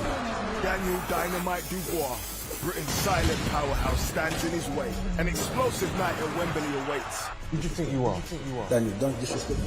Joshua versus Dubois. Live on DAZN, September 21st. Buy now at DAZN.com. Look who's joined us. 3 has become 4. Sonny Edwards has joined us. Sonny, before we talk about your big news, and it was real big news, obviously you look after Ishmael Davis as well. How easy was it for him to say, yes, ready to take that fight? And we've been trying to debate here what weight he was when he took that fight. I'll be real, Ish has been the easiest fighter to work with, and I don't think there's possibly going to be another one that comes up. He's accepted every fight, and I'll be real, I know it's easy to say, and I'm not going to sort of, you know, drawing names out of a hat, but it's really been like that. He's gone through 4 and then 5, and then this is the 6th opponent all in the last 2-3 months. He was asked to go on the original Prograis Catterall card in August, which was on like 5 weeks from when he got asked. He said yes. Then it was September, and then obviously another fight got chucked in by the British board. He said yes, and then it's been pushed back again, then to October, now brought forward back to September. He said yes every single time, every single opponent. And okay, this fight is out of contract, obviously, but every other fight, he said yes and didn't mention money, and that doesn't really happen. This is, I think, maybe the first time we saw him on DAZN. Yep. And I think everyone was surprised as to how good he was. Like, where's this secret being kept? No one knew of him, really, apart from the hardcore boxing fans. You obviously knew about his talent, and he showed us that night. Yeah, I mean, where has he been kept secret? In the gym, sparring all the best super welters to light heavies in the country. I mean, that's how I really became close with Ish. He was up sparring Lyndon, helping him prepare for big fights, you know what I mean? And we've always really rated him. But the thing with Ish, physically and his mindset, he doesn't look at weight, he doesn't look at size, he looks at a human that he can fight, and he genuinely believes he can fight everyone. So the fact that we're talking about 6 pounds a weight above, to him it's neither here nor there. Like, he really doesn't care. His last fight against Troy Williamson weighed 5 pounds heavier than him on the day of the scales. 5 pounds. When does someone weigh that much and it still fight at that level? And Ish was still kind of the underdog coming up.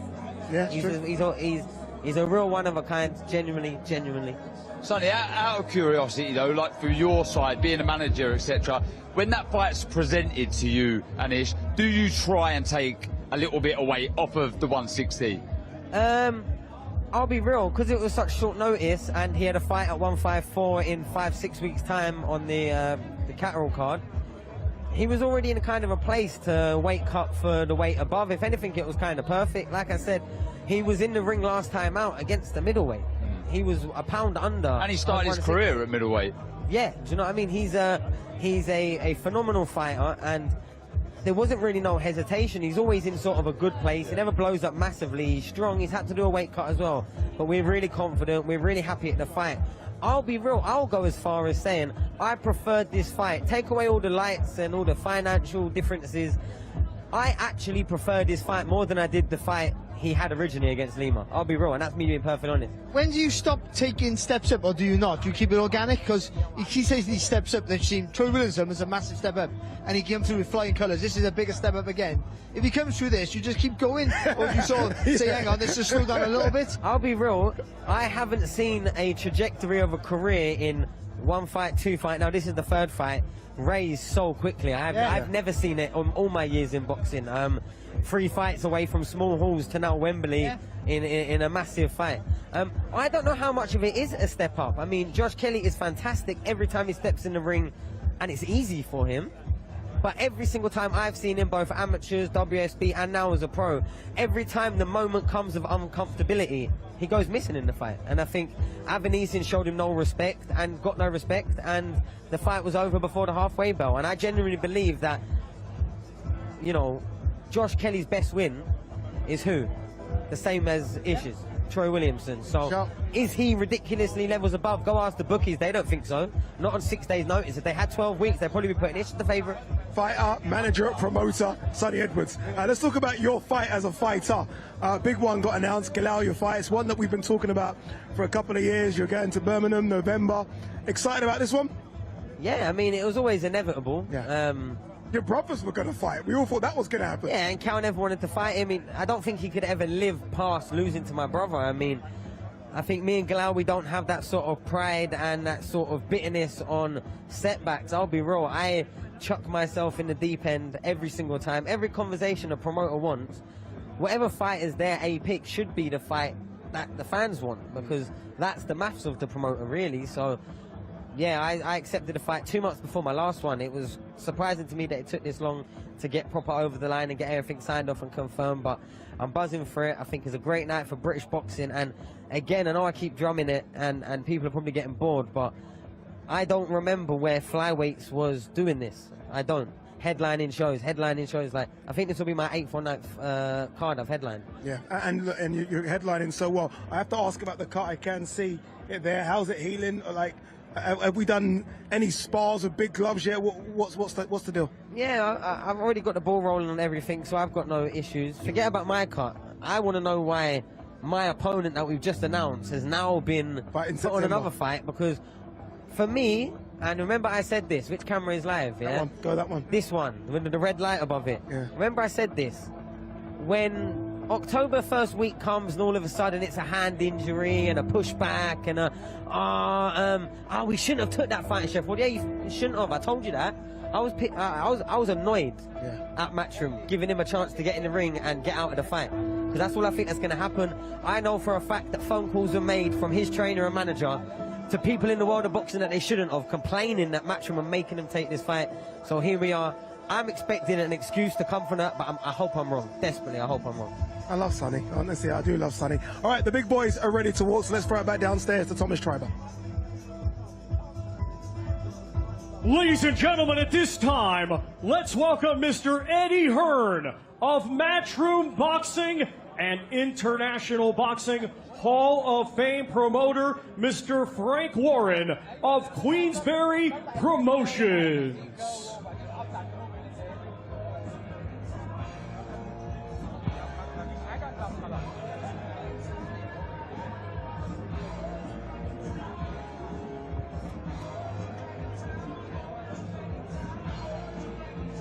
See, this is what I meant by the big boys, by the way. I didn't mean the fighters, I meant the big boys, as in Eddie Hearn and Frank Warren. This is them against each other again, isn't it? But I would have thought, if you told me, I would have said this would be Tyson Fury versus AJ and not Daniel Dubois. Eddie just has to win this one, doesn't he? You think so? This is his guy, isn't it? He has to win this one. He's playing catch-up.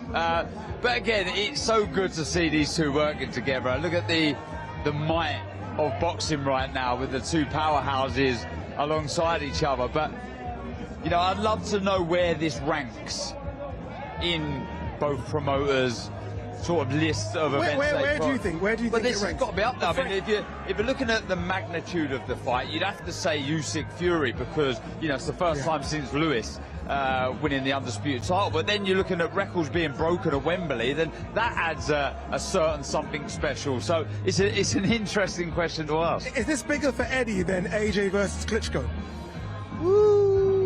I would say no. I'm going to say no. I would say no, because that was, you know, Klitschko then was, you know, on a massive run, wasn't he? And still, you know, at the end of his career, was still the fighter to beat.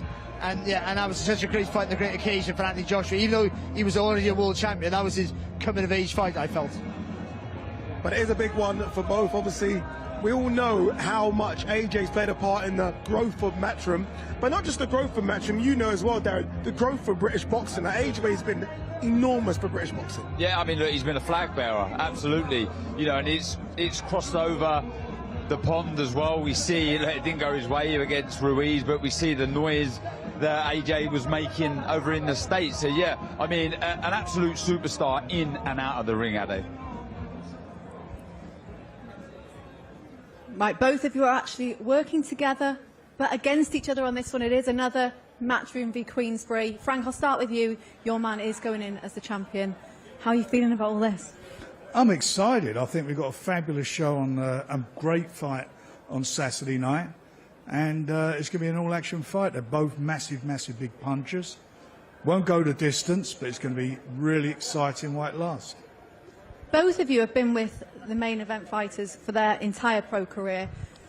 How does this stack up compared to other fight nights? Yeah, obviously, you know, I think I do rank as AJ's #1 fan. And, you know, he's a friend. I know how hard he's worked over the years. We've had our highs and our lows. And to see him make history as a 3-time world heavyweight champion would be, you know, an incredible moment for him. And we'd be very proud. And we're also aware of the challenge. You know, I think most people believe AJ is the favourite in the fight, but Daniel is a very live underdog. You know, he's dangerous. He punches very hard. Be interesting to see how he can deal with this and the emotion on the night. But like Frank said, anything can happen in this fight, and that's the beauty of the heavyweight division. That's why 96,000 people will be crammed into Wembley Stadium for an incredible undercard. I mean, we've also got Josh Warrington against Kakachi, another Queensberry Matchroom line-up, and, you know, despite the 10-0 defeat, I kind of feel like AJ Dubois carries 20 points, so we must win this one on Saturday. In terms of big fight nights, how does this one compare for you, Frank? It's huge. I mean, it's 96,000 people. That's all you need to know. It's the biggest attendance ever in Europe for a fight. That says it all, and that's how it should be as well. It's a tremendous card, Wembley Special Riyadh season. It's an unbelievable competitive fight card with great fights all the way through. You know, don't blink. Every fight is going to be an absolute barnstormer, every one of them. How good is it to have a Riyadh season here in London? Fabulous. I mean, look at it. Everybody's come out for it. You know, this is what it's all about. You know, it's big-time boxing. It's boxing at the highest level. It's cards that we never ever thought you know, Eddie and I couldn't put a card together like this because it's the fact that it's being sponsored and it's being put together in association with Riyadh season makes it work. So it's been an unbelievable year for boxing. It's been dynamic change in the ground shifting as far as what's happening in the sport. because of Riyadh season. You know, these great fights, these fabulous heavyweight division fights.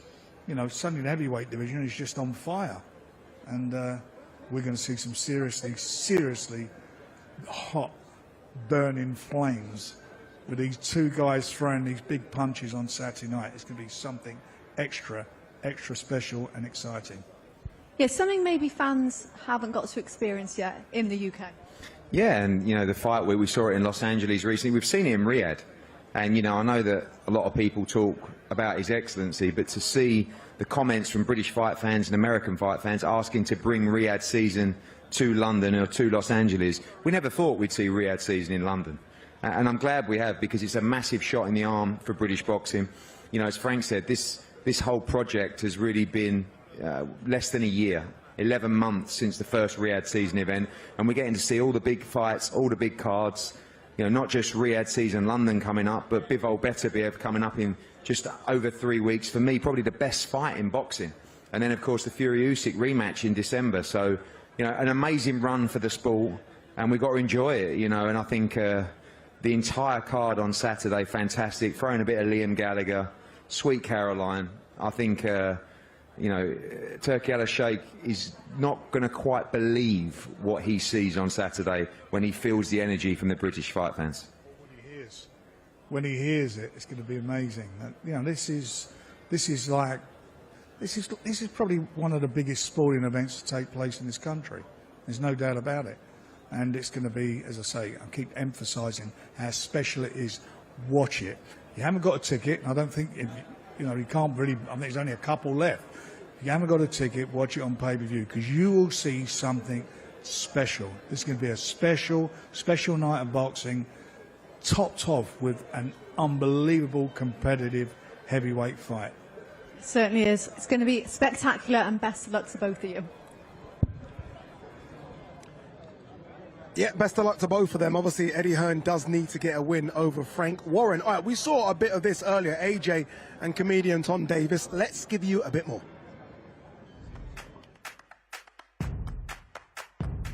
So here we're going to keep the main thing, right? Yeah. We have got the heavy bag. Okay. Big, strong. You know who this is for me? Who? This is Ross Kemp. That's a picture Grant of Ross Mitchell. Kemp. This is Grant Mitchell from EastEnders. Give me a big right hand. Take that, Ross. You got a left hook for me? There we go, and again. There we go. Now come round the other side. My glasses are coming off. What are you going to do with these glasses? Going to keep them on? Might have to take them off. Will you be able to see?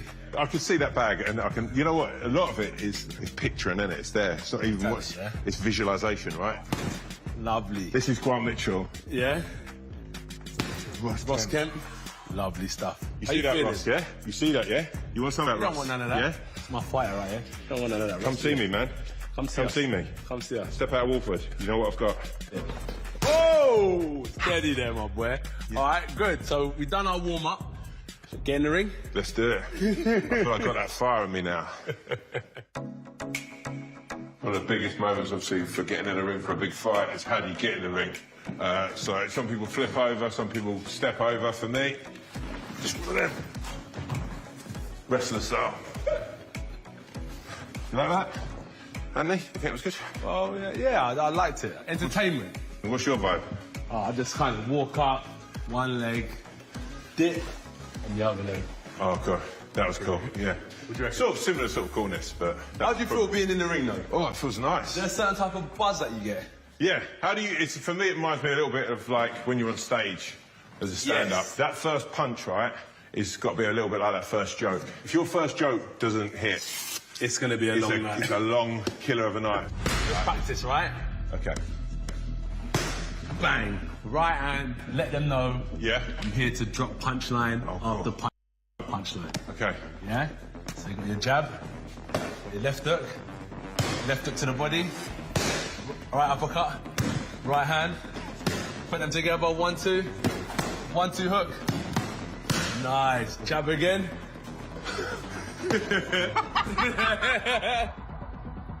We're training for you to get in this spar. Yeah. And for me to try and knock you out. Well, hopefully. And for you to try and knock me out. We're in the spar. Yeah, like right now. Like, I'm going to be doing this same thing. I'm probably going to show you a little bit of what I'm going to do. Against Dubois? September 25th. Okay, yeah. I mean, like, sneak peek-wise, I don't need to see too much, just like a vague sort of... Live in the moment. Yeah. It's the moment that matters. Or die in the moment. Anything could happen here. It's the moment that matters.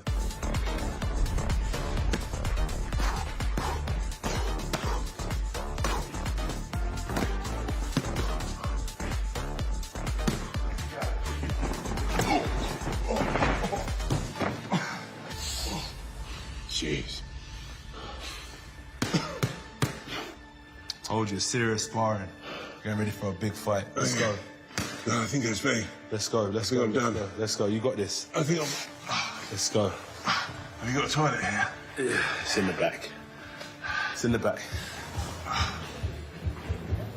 AJ looks very relaxed, as does Daniel Dubois as well. I spoke to Daniel Dubois yesterday. I'm joined by Frank Warren and Eddie Hearn. I'm not going to ask you how you guys are doing because I know what both of you are going to say. But this is incredible, isn't it? We've done Riyadh seasons in Riyadh. We've been to LA and done that one as well. It's so good to have one back in London. It is the Wembley edition of the Riyadh season. And look at it. I mean, this is big, big, big time. And in all my time in boxing, I've never seen this in the UK. And I've been involved in some big fights for 40-odd years in the UK, and this is something else. You both have put on big Wembley cards in recent years. Obviously, you're Tyson Fury against Dillian White. You've done Sinew, AJ against Klitschko.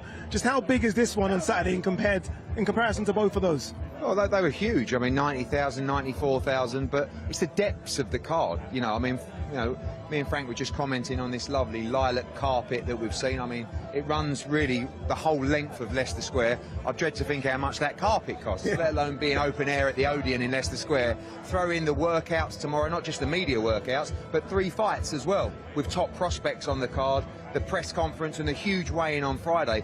It's just the crescendo of activity and a fight card that, quite frankly, we couldn't put on because, we've had this opportunity from Riyadh season to sponsor this show and really invest in the quality of it with a top to bottom stellar undercard, fights that could be headlining their own shows. And of course, 2 Brits going for the world heavyweight title. And I think, the Rocky music's playing in the background. It's apt because this is a real war on Saturday night. It really is. And we're talking about it off camera. We don't really know how it's going to go because when you've got 2 guys that punch like these two with such speed and ferocity, the fight can end on a sixpence.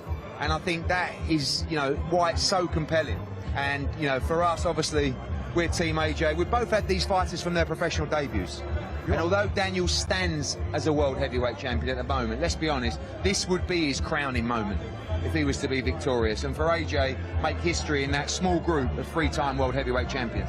Fight fans with Riyadh season cards as well, Frank, can expect a bit more, can't we? It isn't just the fights, it's the razzmatazz, it's what goes on at Wembley Stadium. Liam Gallagher, I heard behind the scenes they might be trying to get Noel Gallagher as well for the Oasis reunion. There's a lot going on Saturday. There is a lot going on, as you say. It's a fabulous, fabulous undercard. But the main event, for me, is something special because it's excitement. And when, it's the old adage in boxing, styles make fights. Well, these guys got similar styles.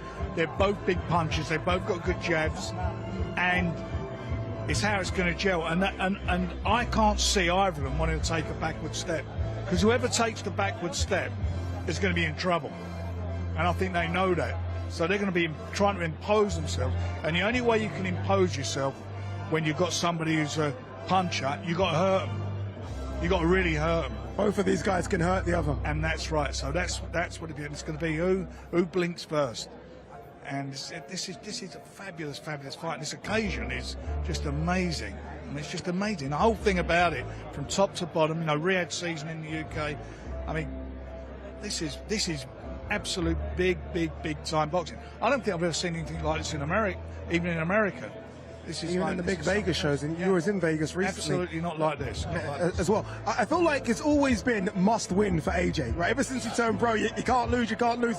He can't lose this one on Saturday, though, can he? They've been saying that since the Ruiz 2 fight. If he loses this, is his career over? The run, and he's lost twice since then to Usyk. So the thing is, in this game, it's a game of snakes and ladders. You've got to work your way up to the board, and when you fall down, it's a long way back. Well, after the Usyk defeat, he's done that. He's worked himself right up to the top of the board, and on Saturday, he's got a chance to become king once more. you get beat, you fall right back down again, and the rebuild process is arduous, and it's a long task and a long road back. So for us, I mean, you know, there is only one thing we have to do, and that's win. You know, defeat, a loss is not even in the thought process. It would be a disaster for everybody to lose. But after building your way back up to this shot, and at the age.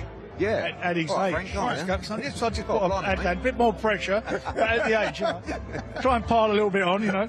No, but it is, but you know, the pressure on both of them is there, and you know, a lot of things have been said about both of them. But listen, the British public are not fools. They've come out and bought all the tickets. It's going to do massive numbers on pay-per-view, and that's because they know what they're going to get. They know they're going to get something special. Because out of all the heavyweights, these two guys have power, absolute power. And, you know, this could be like a British version of Frazier against Foreman. Good sell. I'll take that one. That's the bombs that they throw. If we get that, I think everyone will be very happy. Final one, Eddie. Both of these guys, you mentioned similarities in terms of how they box and the power. I think both of these guys have similarities in terms of their mental state and what they've been through, the build-up, right? Both of these guys, though, no excuses on Saturday, are firing on all cylinders now. Mental state's 100%. No, I think that's the beauty of this fight. Yeah. It's not someone coming off a loss that's a bit shaky. It's not someone who's coming off controversy of maybe their heart being questioned. Dubois looks like he's got the bit between his teeth again. You know, the doubts and the questions that have been there in the past. Looks like he's a new fighter. AJ, you know, the questions of, has he still got it anymore? He looks better than ever under Ben Davison and Lee Wiley as well. So the key to this fight is both guys in absolute physical and mental peak. You're getting the best version of both guys in their career. And, you know, for us, we hope it's enough and we believe it's enough, but we also know it's a heavyweight game and the heart's going to be beating through the chest and the hairs are going to be standing up, you know, and I can't wait to be there on Saturday night and also to see Turki Al Sheikh's face when Sweet Caroline's pumping out and he's looking around with the fireworks going off, going, wow. I saw his face in LA. I was looking at him and there was 24,000 there. Yeah, but this, you this know, is This is brilliant. This is a British crowd. There's nothing like a British fight crowd. He's going to be so shocked. He's going to be so shocked. I've got to tell you something. You know, Tyson against Dillian Whyte was unbelievable atmosphere. This is going to be the same. This is a, you know, all British affair, all British title fights. They're always great. They're special moments in sport, and this is going to be a special moment, no doubt about it. They both tasted defeat, and neither of them want to taste it again. Neither of them. This is a fight for their future. Well, you're both up for it as well. It's getting a bit spicy up here as well. Remember, it isn't just Saturday night on DAZN. So much more coming your way in the next few months. Hey, listen up. Let's have it. We know you've always got your eye on the prize, the championship belt. And why wouldn't you? You're a finely tuned, well-oiled boxing watching machine, capable of consuming over 150 fights on DAZN every year.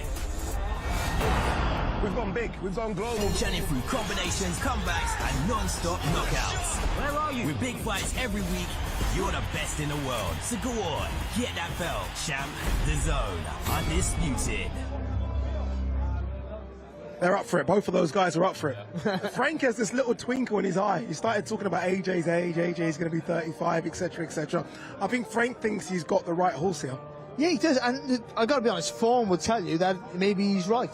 Because even though AJ looked destructive against Ngannou, it was still Ngannou who's only had one fight. And Dubois has beaten Jamal Miller, who's a decent fighter, but Hrgovic, who's a world-class fighter, or so we thought, and he's done that in impressive fashion. So, you know, he is the man in form. You know, we were both in LA, Darren. Sorry, Barry. Sorry, Barry. We were both in LA, Darren. And look, there was 25,000 in there, and we heard the atmosphere when Eminem done his thing. 96,000 Wembley, Liam Gallagher. Like, I think it's going to blow. There isn't a roof there, but if there was, it would blow it off. Deafening, absolutely deafening, and it kind of gives you a real idea of where they're going with this. This is a mega event. Yeah. You know, it's kind of gone from boxing into this super sonic occasion. Like WrestleMania and Super Bowl in one. Exactly that, and it's that moment that everybody's going to go away and talk about in years to come. I was there. That I was there moment. There's been plenty of them.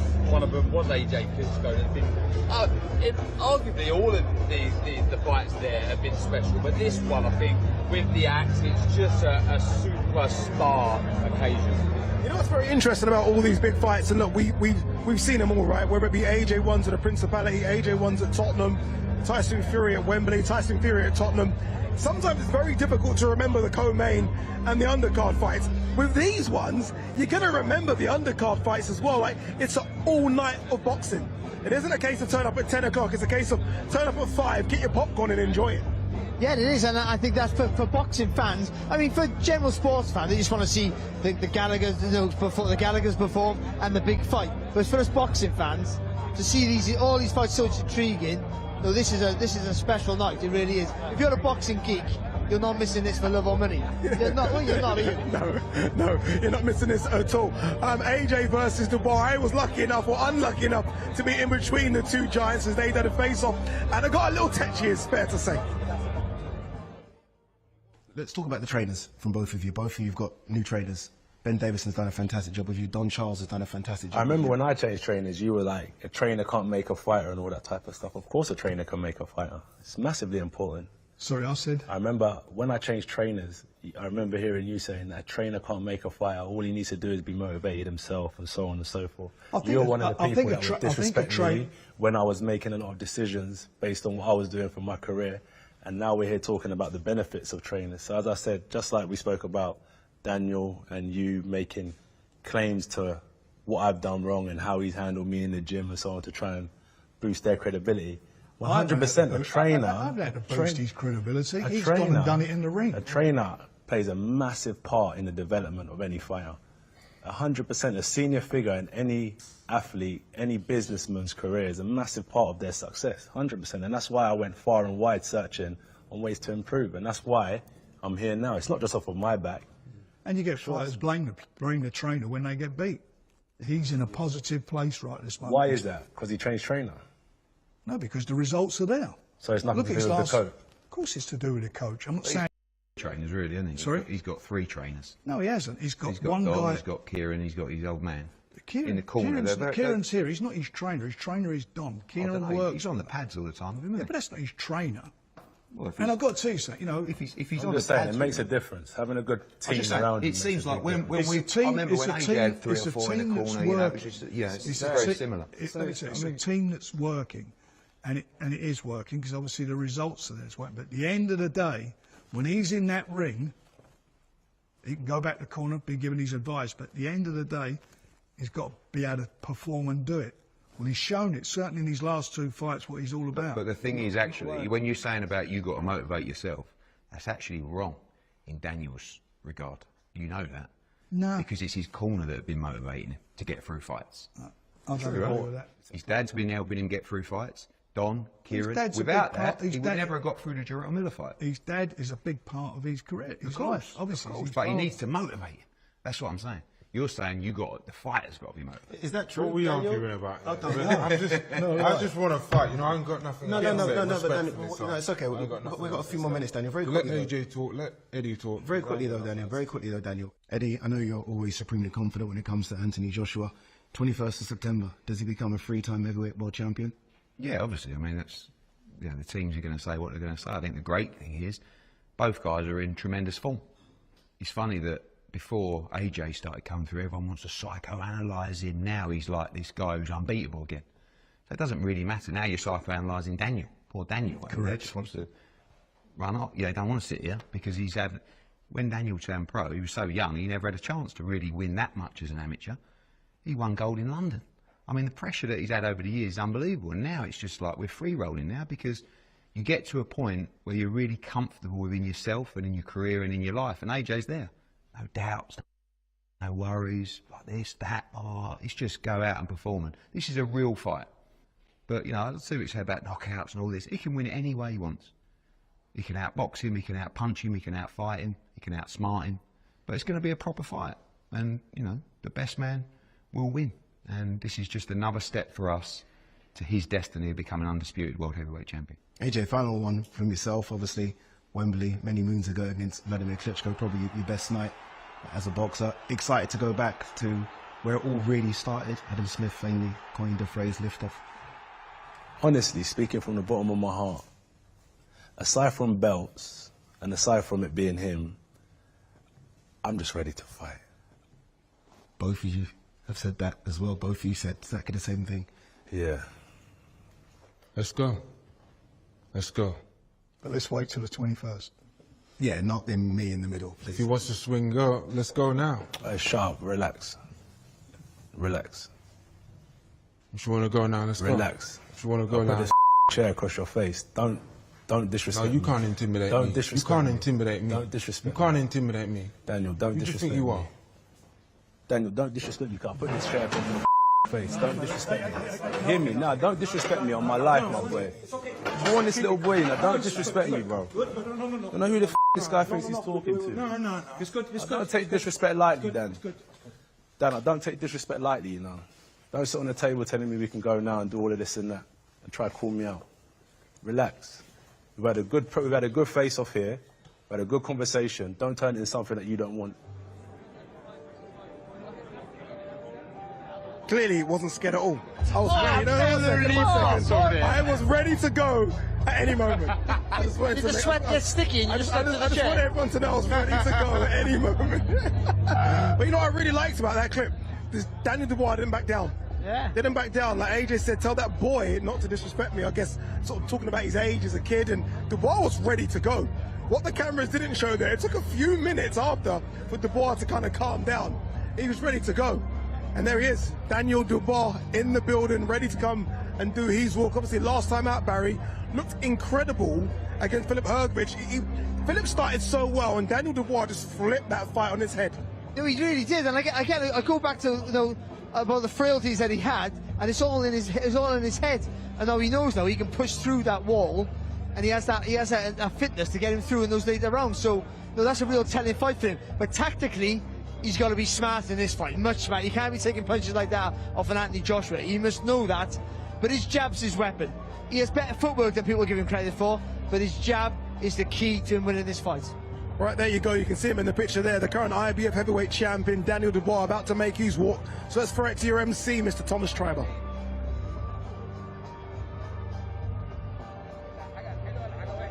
Ladies and gentlemen, our main event this Saturday is scheduled for 12 rounds, and it will be for the IBF Heavyweight Championship of the World.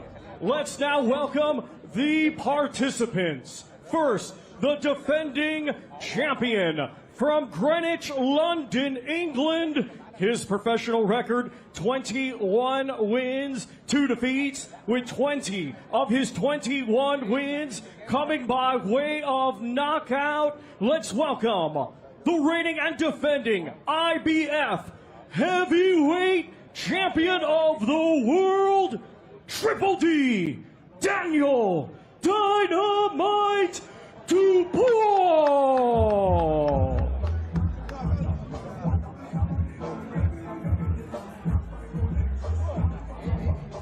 Here he comes, all business, Daniel Dubois. Look at the smile as well. Look at this. He's really coming to his own. He really has found himself, and I guess knockouts do that. His chest is so big he can't put his arms straight. Do you know what I mean? It's not his arms, his chest is so big. The way he walks like he's going to have a fight, doesn't he? You know, I think he's grown into all this now. I think he's done a couple of those Riyadh things. He's been over in Riyadh already. He's getting used to it. He's starting to enjoy it. He talks more fluently now. He's starting to enjoy all this part of the game, which is very important. Yeah, and like you said, knockouts do that. And also exercising demons. You know, ticking boxes that people thought you were frail in certain areas. He's now redeemed himself, and that produces confidence, Ade. Daniel, fight week, a huge fight week is here as you look to defend your IBF title on Saturday. How are you feeling? Good, confident, just relax and just soaking it all up, soaking up the energy. It's good. This will be your first time fighting at Wembley Stadium. How are you mentally preparing yourself for what is to come? Record-breaking crowds and the whole atmosphere. Yeah, I'm just going to feed off of that energy and just build it up. I can't wait for it, you know. It's my time. I'm ready for it. Yeah, you've been saying you want to fight AJ for a long time. You've been, calling out his name. You've been saying you want the fight. Is now the right time, your time, to be taking this fight? Yeah, definitely. You guys are going to see. This is my time. I'm the man. So I need to, go out there and legitimize it. I'm the champ. We've seen a few times in the build-up, you have said you were going to knock AJ out. Now we're in fight week. Do you stand by that? Is that how the fight goes on Saturday? Yes, by any means necessary. Victory. That's it.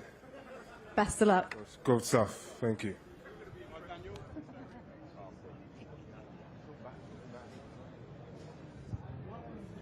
There he is, the IBF heavyweight champion, holding that belt proudly, as he should as well. It's a fantastic win against Filip Hrgović. I think he's making his way to us as well, is Daniel Dubois. Yes, he is coming with team.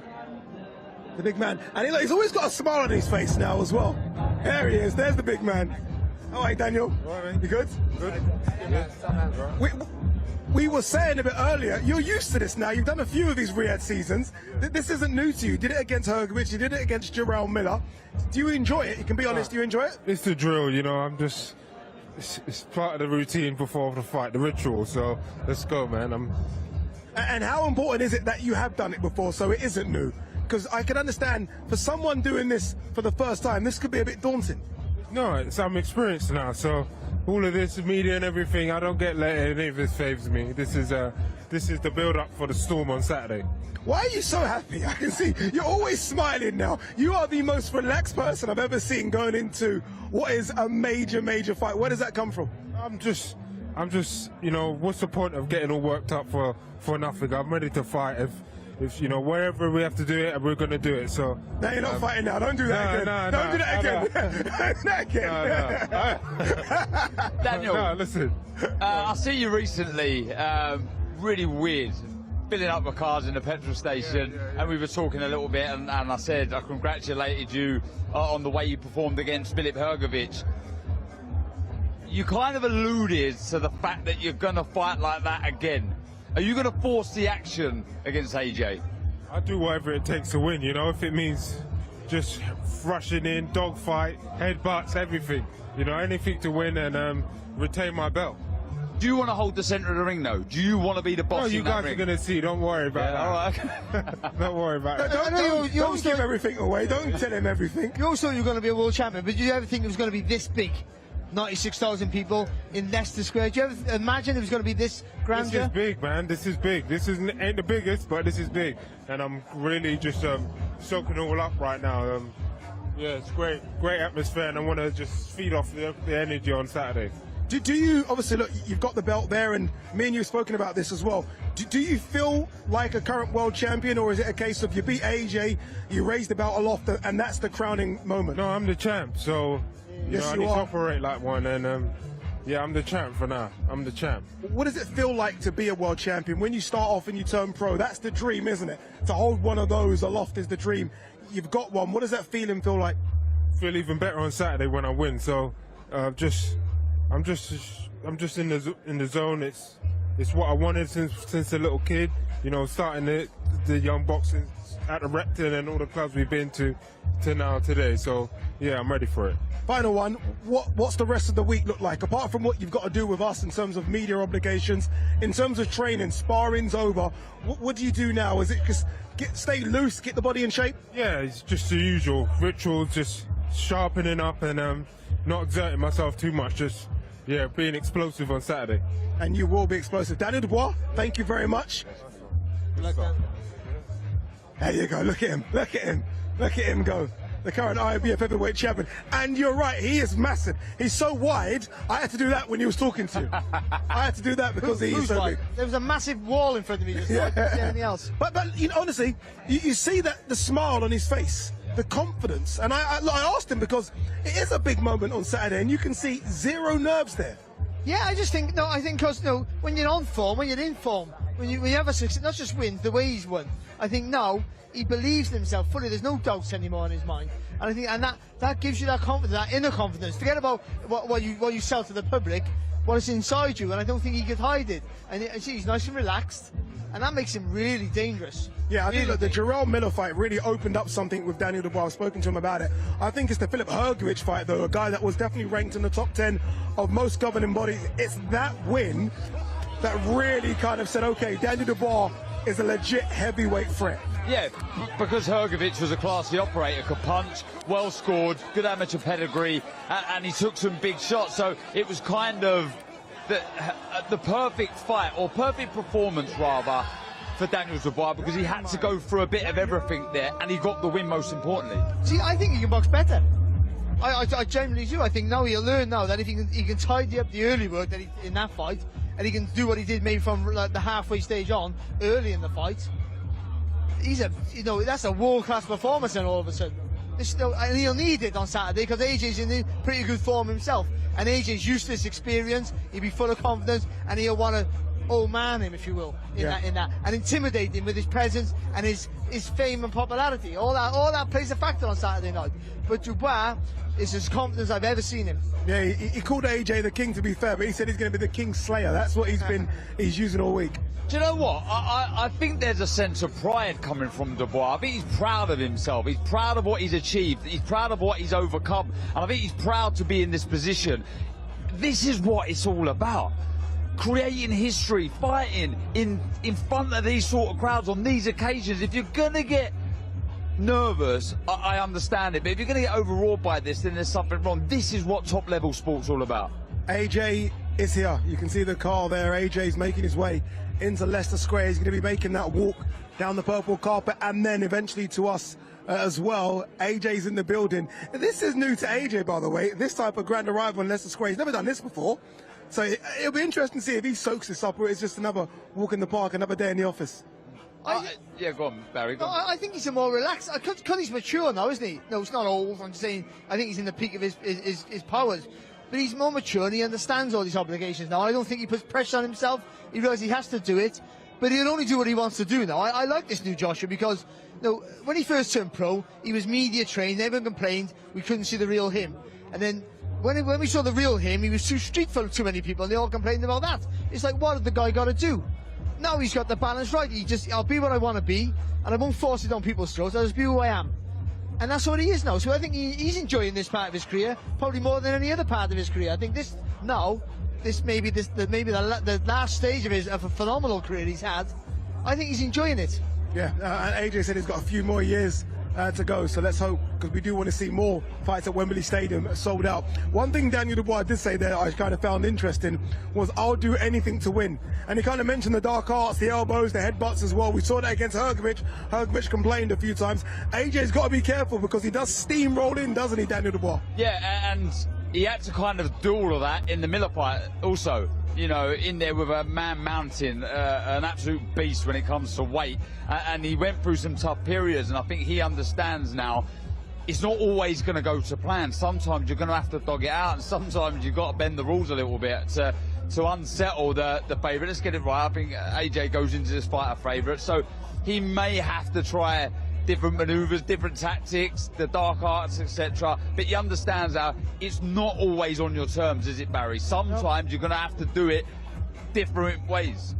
But I think he does it quite well. You know, he leans into you, uses all that physical strength, that upper body strength he has, and he uses the forearm to create space, quite effectively, to create space to throw that short left hook or that right uppercut, which is a good weapon for him.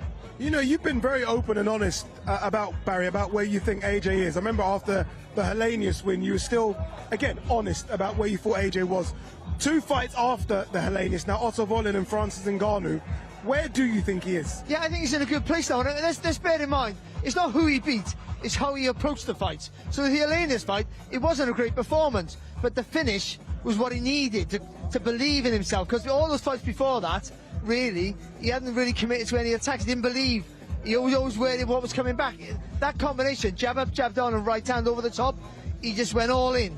And ever since then, I think and against Wallin, I know Wallin was a sparring partner. He knew him very well, but he dominated. He didn't give him any chance to get into the fight, and that was the Joshua from old. Rhythm is going to win Joshua this fight because he needs that in and out. He's not light on his feet like he used to. That's why he doesn't throw combinations anymore. He's heavier and he slides at the distance rather than bounce nowadays. But that in and out distance and throwing the jab is a very important key weapon for him. All right, Let's bring him in. The former unified heavyweight champion of the world is going to do his walk as well. Remember, he takes on Daniel Dubois for the IBF heavyweight title. Let's throw it down to your MC, Mr. Thomas Schreiber. Ladies and gentlemen, let's now welcome the challenger from Watford, England, a gold medalist. He now has a professional record of 28 wins, 3 defeats, with 25 of his 28 wins coming by way of knockout. Let's welcome the former two-time heavyweight champion of the world, AJ Anthony Joshua!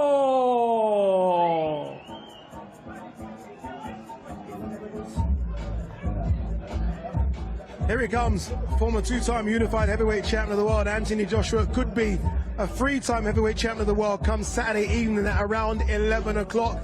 Making his way down, doing a bit of shadow boxing. He must have missed this as well. Like, he's had a couple of really big fights in Riyadh, right? I mean, he's had a couple of big fights at the O2 Arena. He hasn't had a stadium fight back home for a while. Do you know what you said something interesting? This is new for AJ, and I think, look, the fight is what he needs, the magnitude of the fight, but these different experiences, he's kind of experienced everything out there, you're right, and this is something new for him. I think it keeps him fresh, it keeps him entertained, it keeps him engaged, and we've seen him, like, talking a lot about the mentality. He seems to be in a very, very happy place. He seems very confident in not just his physical abilities, but the way he's overcome things, and he's put himself now on a pedestal. He wants to be, and this will be a question I want to ask him when he comes up, just to elaborate a little bit more. He talks about being the fighter he wants to be, being the fighter he watches, and what he wants from a fight. And now he has the opportunity to do that. He's kind of seizing the day, seizing the moment, and that's exactly what we want to see the best from Anthony Joshua. Yeah, this walk for AJ could take quite a while, because AJ is the type of person that will stop and take photos with everyone, and everyone would want a photo with Anthony Joshua.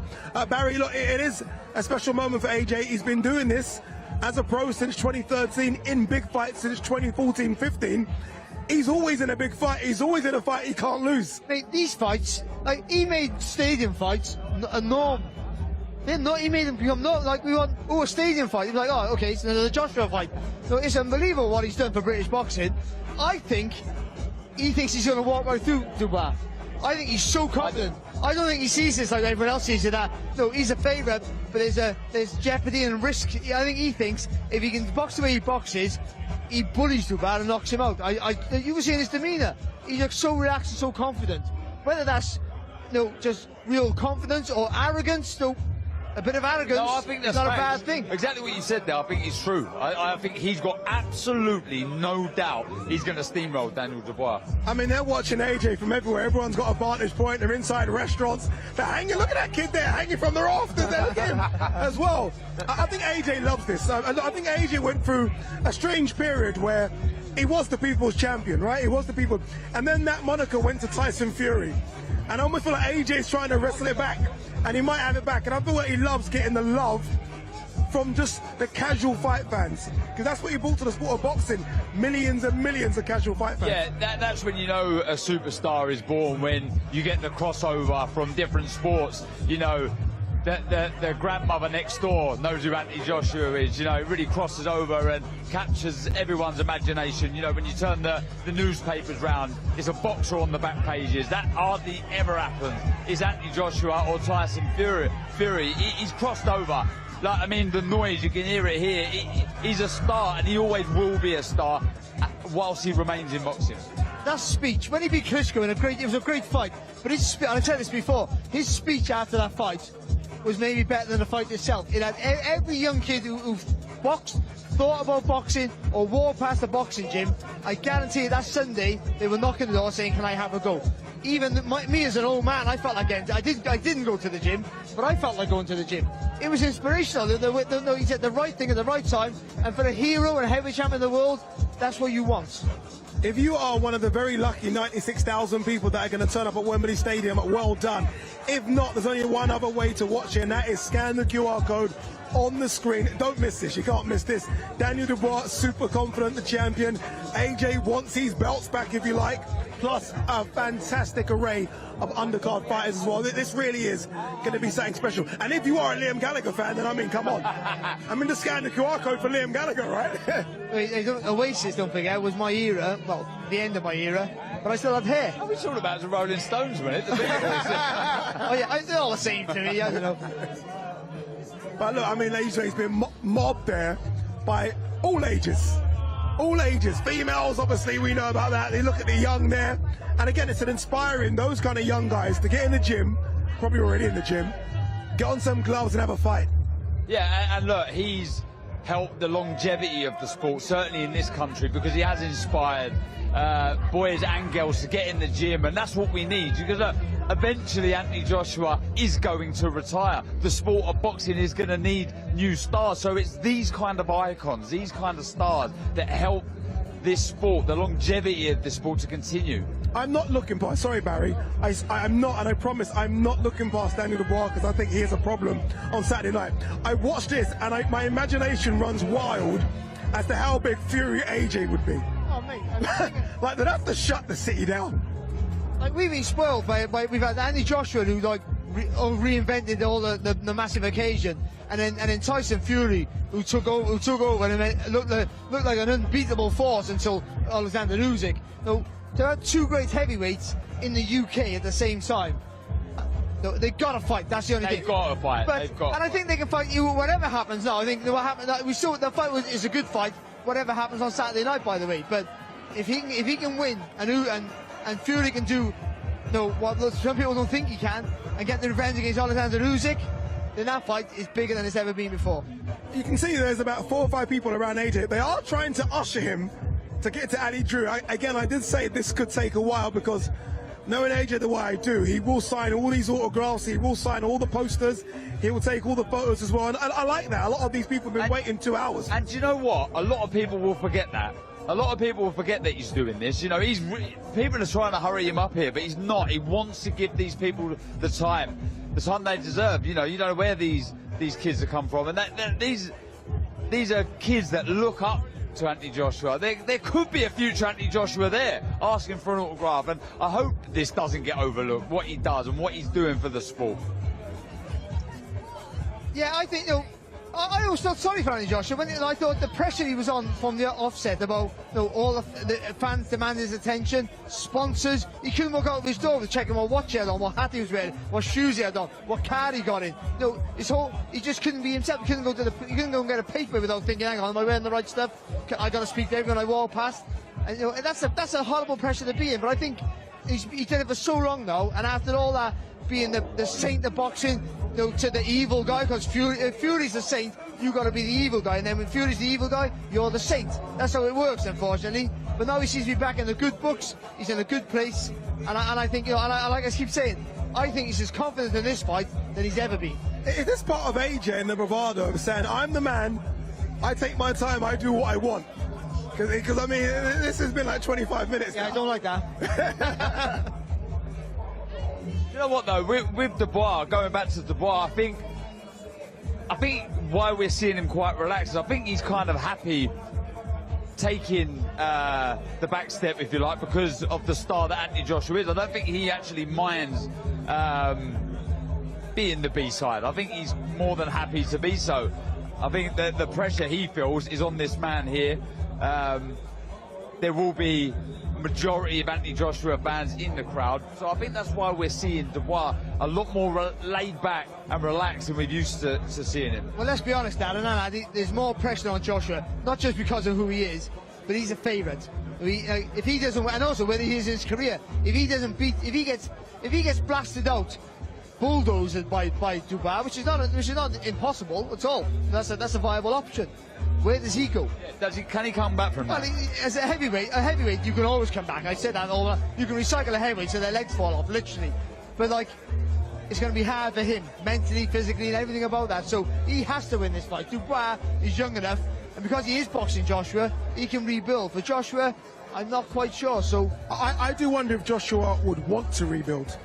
I don't know. Those fights against Jermaine Franklin and Hellenius, they had to happen. Obviously, Otto Volin. I don't know if Joshua would want to go back down to that level again to get to the top table. Yeah, I think you could be right there. I think he'd be...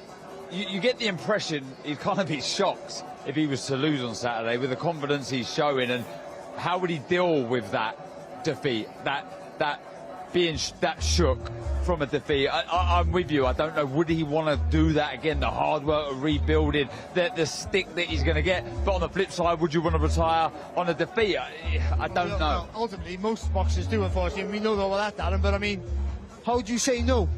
I mean, it's easy to... How do you walk away from the sport? It's very hard, isn't it, Darren, to walk away? All the money means nothing when your heart is in the sport. There you go, his manager Freddie Cunningham's had enough and just pulled him away. Said, all right, enough. You've signed 100 autographs and took 100 photos. It's time to get this show on the road. He is now doing the photos for the mainstream media. He will then speak to Ali Drew. He will then join us, and we'll grab him for a few words as well. But there he is, former two-time unified heavyweight champion Anthony Joshua, going back to his best night, and that best night was against Vladimir Klitschko many moons ago, and he's hoping to show that he still is that Anthony Joshua, if not better.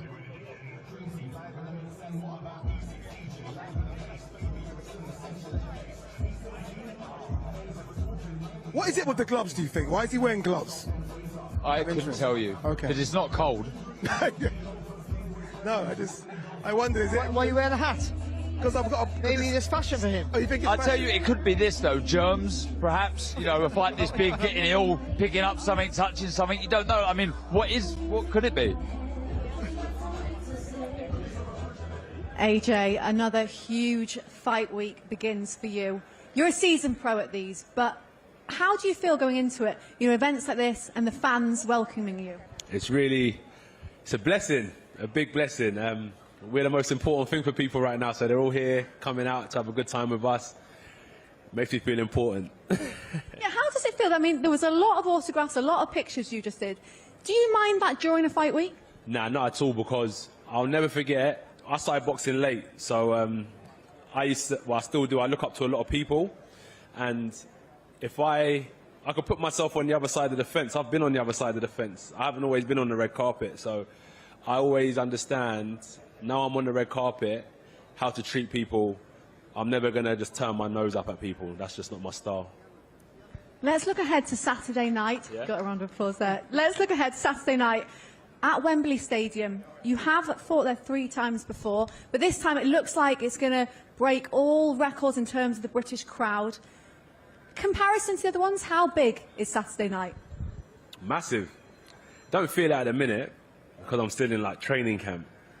But I think on Saturday, I'm going to be standing behind the curtain, and they're going to say, Anthony, 10 seconds, and I'm going to walk out into the stadium, and we're going to feel that energy, and that's when it gets real. So at the minute, we're still like hours away, so I'm chilled out. Yeah, you seem more chilled out, relaxed, and confident ahead of this. Is that due to the fact of your great recent performances, the new team you've got around you, and the setup that you've got? No, just my mentality is, if I draw a line and I put fear on one side and confidence on another, but I'm still going into the ring, what one am I going to choose? I'm confident. I believe in myself, and I think that's the right mentality to have. Obviously, this is Riyadh season, Wembley edition. You're a Riyadh season ambassador. How proud does it make you that this is here in London? 100%. I've never had a red carpet in my life. But this is a blessing. They're doing big things, and it's good that we're doing like joint ventures together now. I've been in Saudi. It's good to be home, and even though I'm home, it's not small. They've made it massive. I'm fighting a Queensbury promotion fighter as well, so it's a new age for boxing, a golden era, if you ask me. And I hope that the next generation coming through can benefit from all this as well. It's not just about our generation; it's the next generation coming through. Definitely. Well, best of luck this week. Thank you so much. I appreciate it.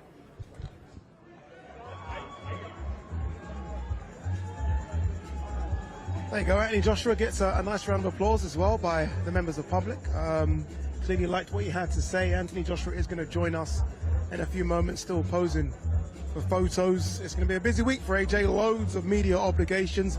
That's what you got to do when you got to sell the big fights. And he's been doing this for years. He knows exactly what to do. I love that. Still posing. Still posing. Still posing. Look at He's posing. Look at such a poser. But yeah, this used to be a pain for him before. a real nuisance. You can see there's a time in his career he never enjoyed this, but now it looks like he is enjoying it again. He has got a new lease of life. Look at him, he's walking into the crowd to speak to everyone. Yeah, that's David Adelaide there, obviously, former British title challenger in that fight. He hasn't fought Adelaide since that Fabio Wardley fight. It was a fight against Solomon Dacres, scheduled to pull out of that one. Hopefully we do see David Adelaide back in the ring. Now he's hugging Derek Chisora. Derek Chisora knows both men very well. Obviously, Derek Chisora's former trainer, Don Charles, the trainer of Daniel Dubois. There you go. So it's not just there you go. It isn't just, you know, the fans that get the autographs. Obviously, people in the media get some love as well. But hopefully, he will be joining us. If someone can bring him over to us, that would be very, very nice. If someone could usher him our way. Derek's got him. We might lose him. Yeah, no, we probably will if Derek's got him. But here we go. Here comes the big man. Again, look, all the pressure is on AJ. We've spoken about this since this fight was made. He's a massive favourite. He's expected to win. He's expected to then fight a Fury or Usyk next. There's a lot of expectations on the big man. Yeah, but he's had that since day one, hasn't he? Always been a lot of pressure, and he's dealt with it, most recently, very, very well. Yeah, we certainly have. AJ, welcome in, brother. How are you? How are you? Well? That was a good 9 minutes 56 seconds. Someone told me of signing autographs and taking photos. And if Freddie didn't pull you, you would have been out there for another 20. It's important to me. It's important. It's important to me. Yeah. So why not do it? Why not do it? You know, it's interesting. Like, obviously, you've done Wembley Stadium. You've done a few stadiums, right? Yeah. But there was never this. It wasn't any of this beforehand. This is nice. Levels. This is something different. Another golden age of boxing. It keeps on getting better and better and better. Yeah. Do you enjoy this? This whole process? We're talking about when you're in training camp. Like, all you see is the gym back home. Everything's brought in, like physios are brought to the house and stuff like that. So this is like stepping out into a new world after like 12 weeks of just being in a consistent routine. It's pretty good to get out and get amongst it. Yeah. But unfortunately, I can't go to the cinema after. I can't go to no restaurant. Going straight back home. I think everyone has been so impressed with your mindset as of late. And we had a good chat yesterday, and we were talking about being the fighter that you watch, being the fighter that you want to be, and you having the opportunity to do that now. Can you allude on that a little bit more? So we were talking and saying, let's say I watch a fighter on YouTube and I'm thinking he's amazing. So I said to myself, why can't I look at myself, take myself out of the situation personally and say, I'm going to be in that situation on Saturday. Why don't I be everything that I dream of being? Like, why do I have to look at someone else and say they're amazing? Why can't I step up to the plate and be amazing myself? So I want to just try and level up and get that little bit closer to my greatness. And you're kind of confident that you're in control of that? Yeah, because it's something that I've been thinking about. It's an experience that I'm going to walk into the ring and I'm going to be a certain mentality that is going to be unstoppable. And I don't want to look back and be like on Sunday morning, be like, oh, only if I would have done that. I've got a chance to make it happen, so why not? You look like, Ant, for the time in your career, short time, look like it was all getting a bit like, this is not what it was, you know what I mean? Like, you can follow, we know boxing can be cruel, you seem like you fell in love with the sport. What changed to give you the confidence and how relaxed you are today? Because you seem like this is just something that you wanted to be here, rather than you have to be here. Oh, no, I'm tense. I'm tense. Yeah. The fight's around the corner, for sure. I don't forget that, the fight's around the corner. This is chilled, though. We're not fighting today, so I'm chilled. But in terms of where I'm at, it's a time when I was just doing what I was doing, and then I wanted to really, like, in front of everyone on the live stage, I was changing my style. I wanted to develop a different style of boxing, and it wasn't so much of a fan-friendly style either. And then I teamed up with Ben Davison again, and we clicked on the same page, and we changed style again, but we changed for the better. It's not just me doing it on my own accord. It's Ben has got a good eye for detail, and he gets it, and I get it as well. Is that maybe not letting your... I know you like to analyse everything. Is that because you've got people helping you with doing that, so you just... Yeah, I can rest. Takes the pressure, I can rest. I'm not saying I didn't have it before. No, of course. I had it, definitely. But it was something more personal. I was like, I fought for the championship in my 16th fight. So I was really, really early in my career, right? So even though I was winning, I'm at a level where I'm going to consistently fight people at this level, and then there's people that are coming up to my level as well. So I was thinking I got to get better, and if I don't start now, it's going to be too late. So I went on that journey trying to improve. Like when I fought Usyk, I changed my style the first fight, then I changed it again for the second fight. Pulev, I was like hands in the air, loose shoulders. I was really just trying to develop in different aspects. And then Ben and Lee and Bazza, they just pulled it all together at the last minute, yeah. Sometimes that thing can take away, can't it? I'm telling you, yeah. So, but it's been good going to America, meeting up with Robert Garcia, Derek James, Virgil Hunter, with McCracken. He's been a blessing to my career. Yeah, of course. And you know what it is as well? When you're doing something so long, sometimes you just have to remember how good you are. Yeah. You should never forget that. You just got to look back and say, I am actually good at what I do. And I was watching some of my amateur fights, like I fought Kuzman years ago. I must have been 2 years as an amateur. And I was fighting Kuzman. I just see Russia on the back. And I thought, let me watch this. I tell you what, I had some skills, you know. When I was coming through, yeah. So I said to myself, when I'm sparring, I was like, that's it. Show them how good I am. Let them see my skills. And I started pulling it all back together again, and that's where I'm at. I want to show people, well, not people, I want to show myself, like, I'm actually good at what I do, and let me express that. How important was it that you took your career into your own hands? You mentioned Garcia there, you mentioned the training with Derek James. You decided, you know what, Ben Davison's what I need. How important was it that you decided that? Because a lot of fighters would just stick with a trainer, because they don't want that stick of moving from trainer to trainer. You was like, no, this is what I need. America was an issue, yeah, because I'm not from there. So that was tough to be out there, because if I'm going to fight 3 to 4 times a year, I normally do 10 to 12 week training camps, so that would take up like 10 months of the year. So I thought to myself, I've done 2 camps out there, and it was good, really good. Yeah. But I just knew it wasn't going to be something that could be for the long term.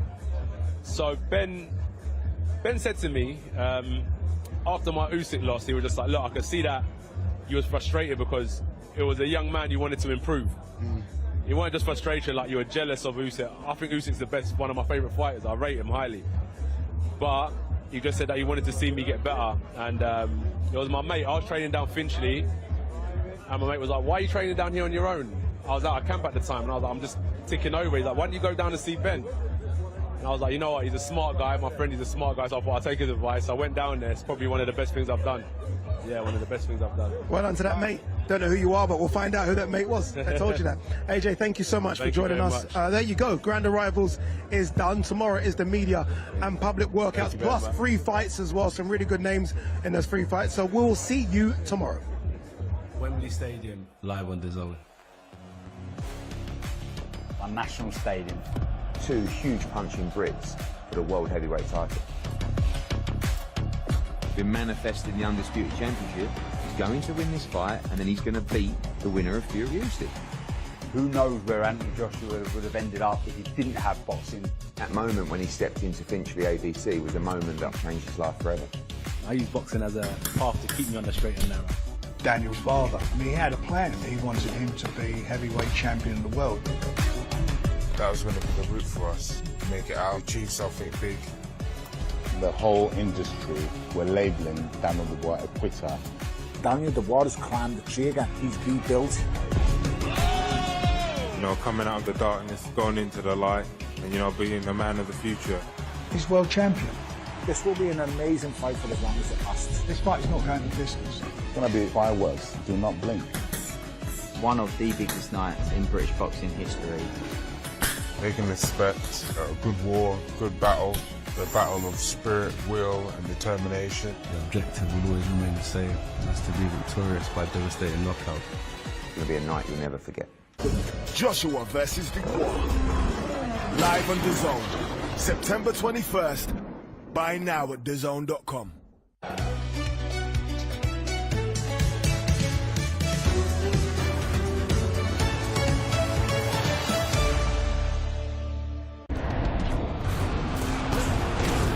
Fight Night on DAZN, brought to you by William Hill.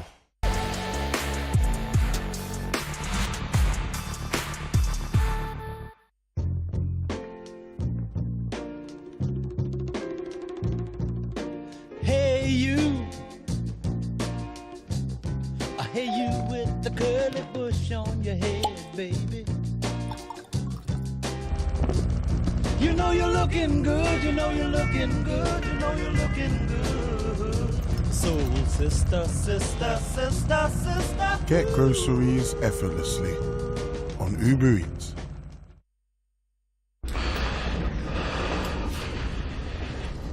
What's he got saying? Turn around. I'll join them.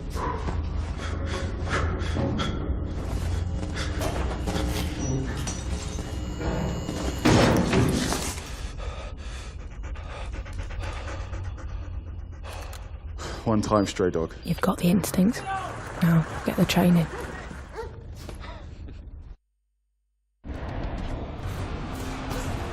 Fight Night on DAZN, brought to you by That Prize Guy.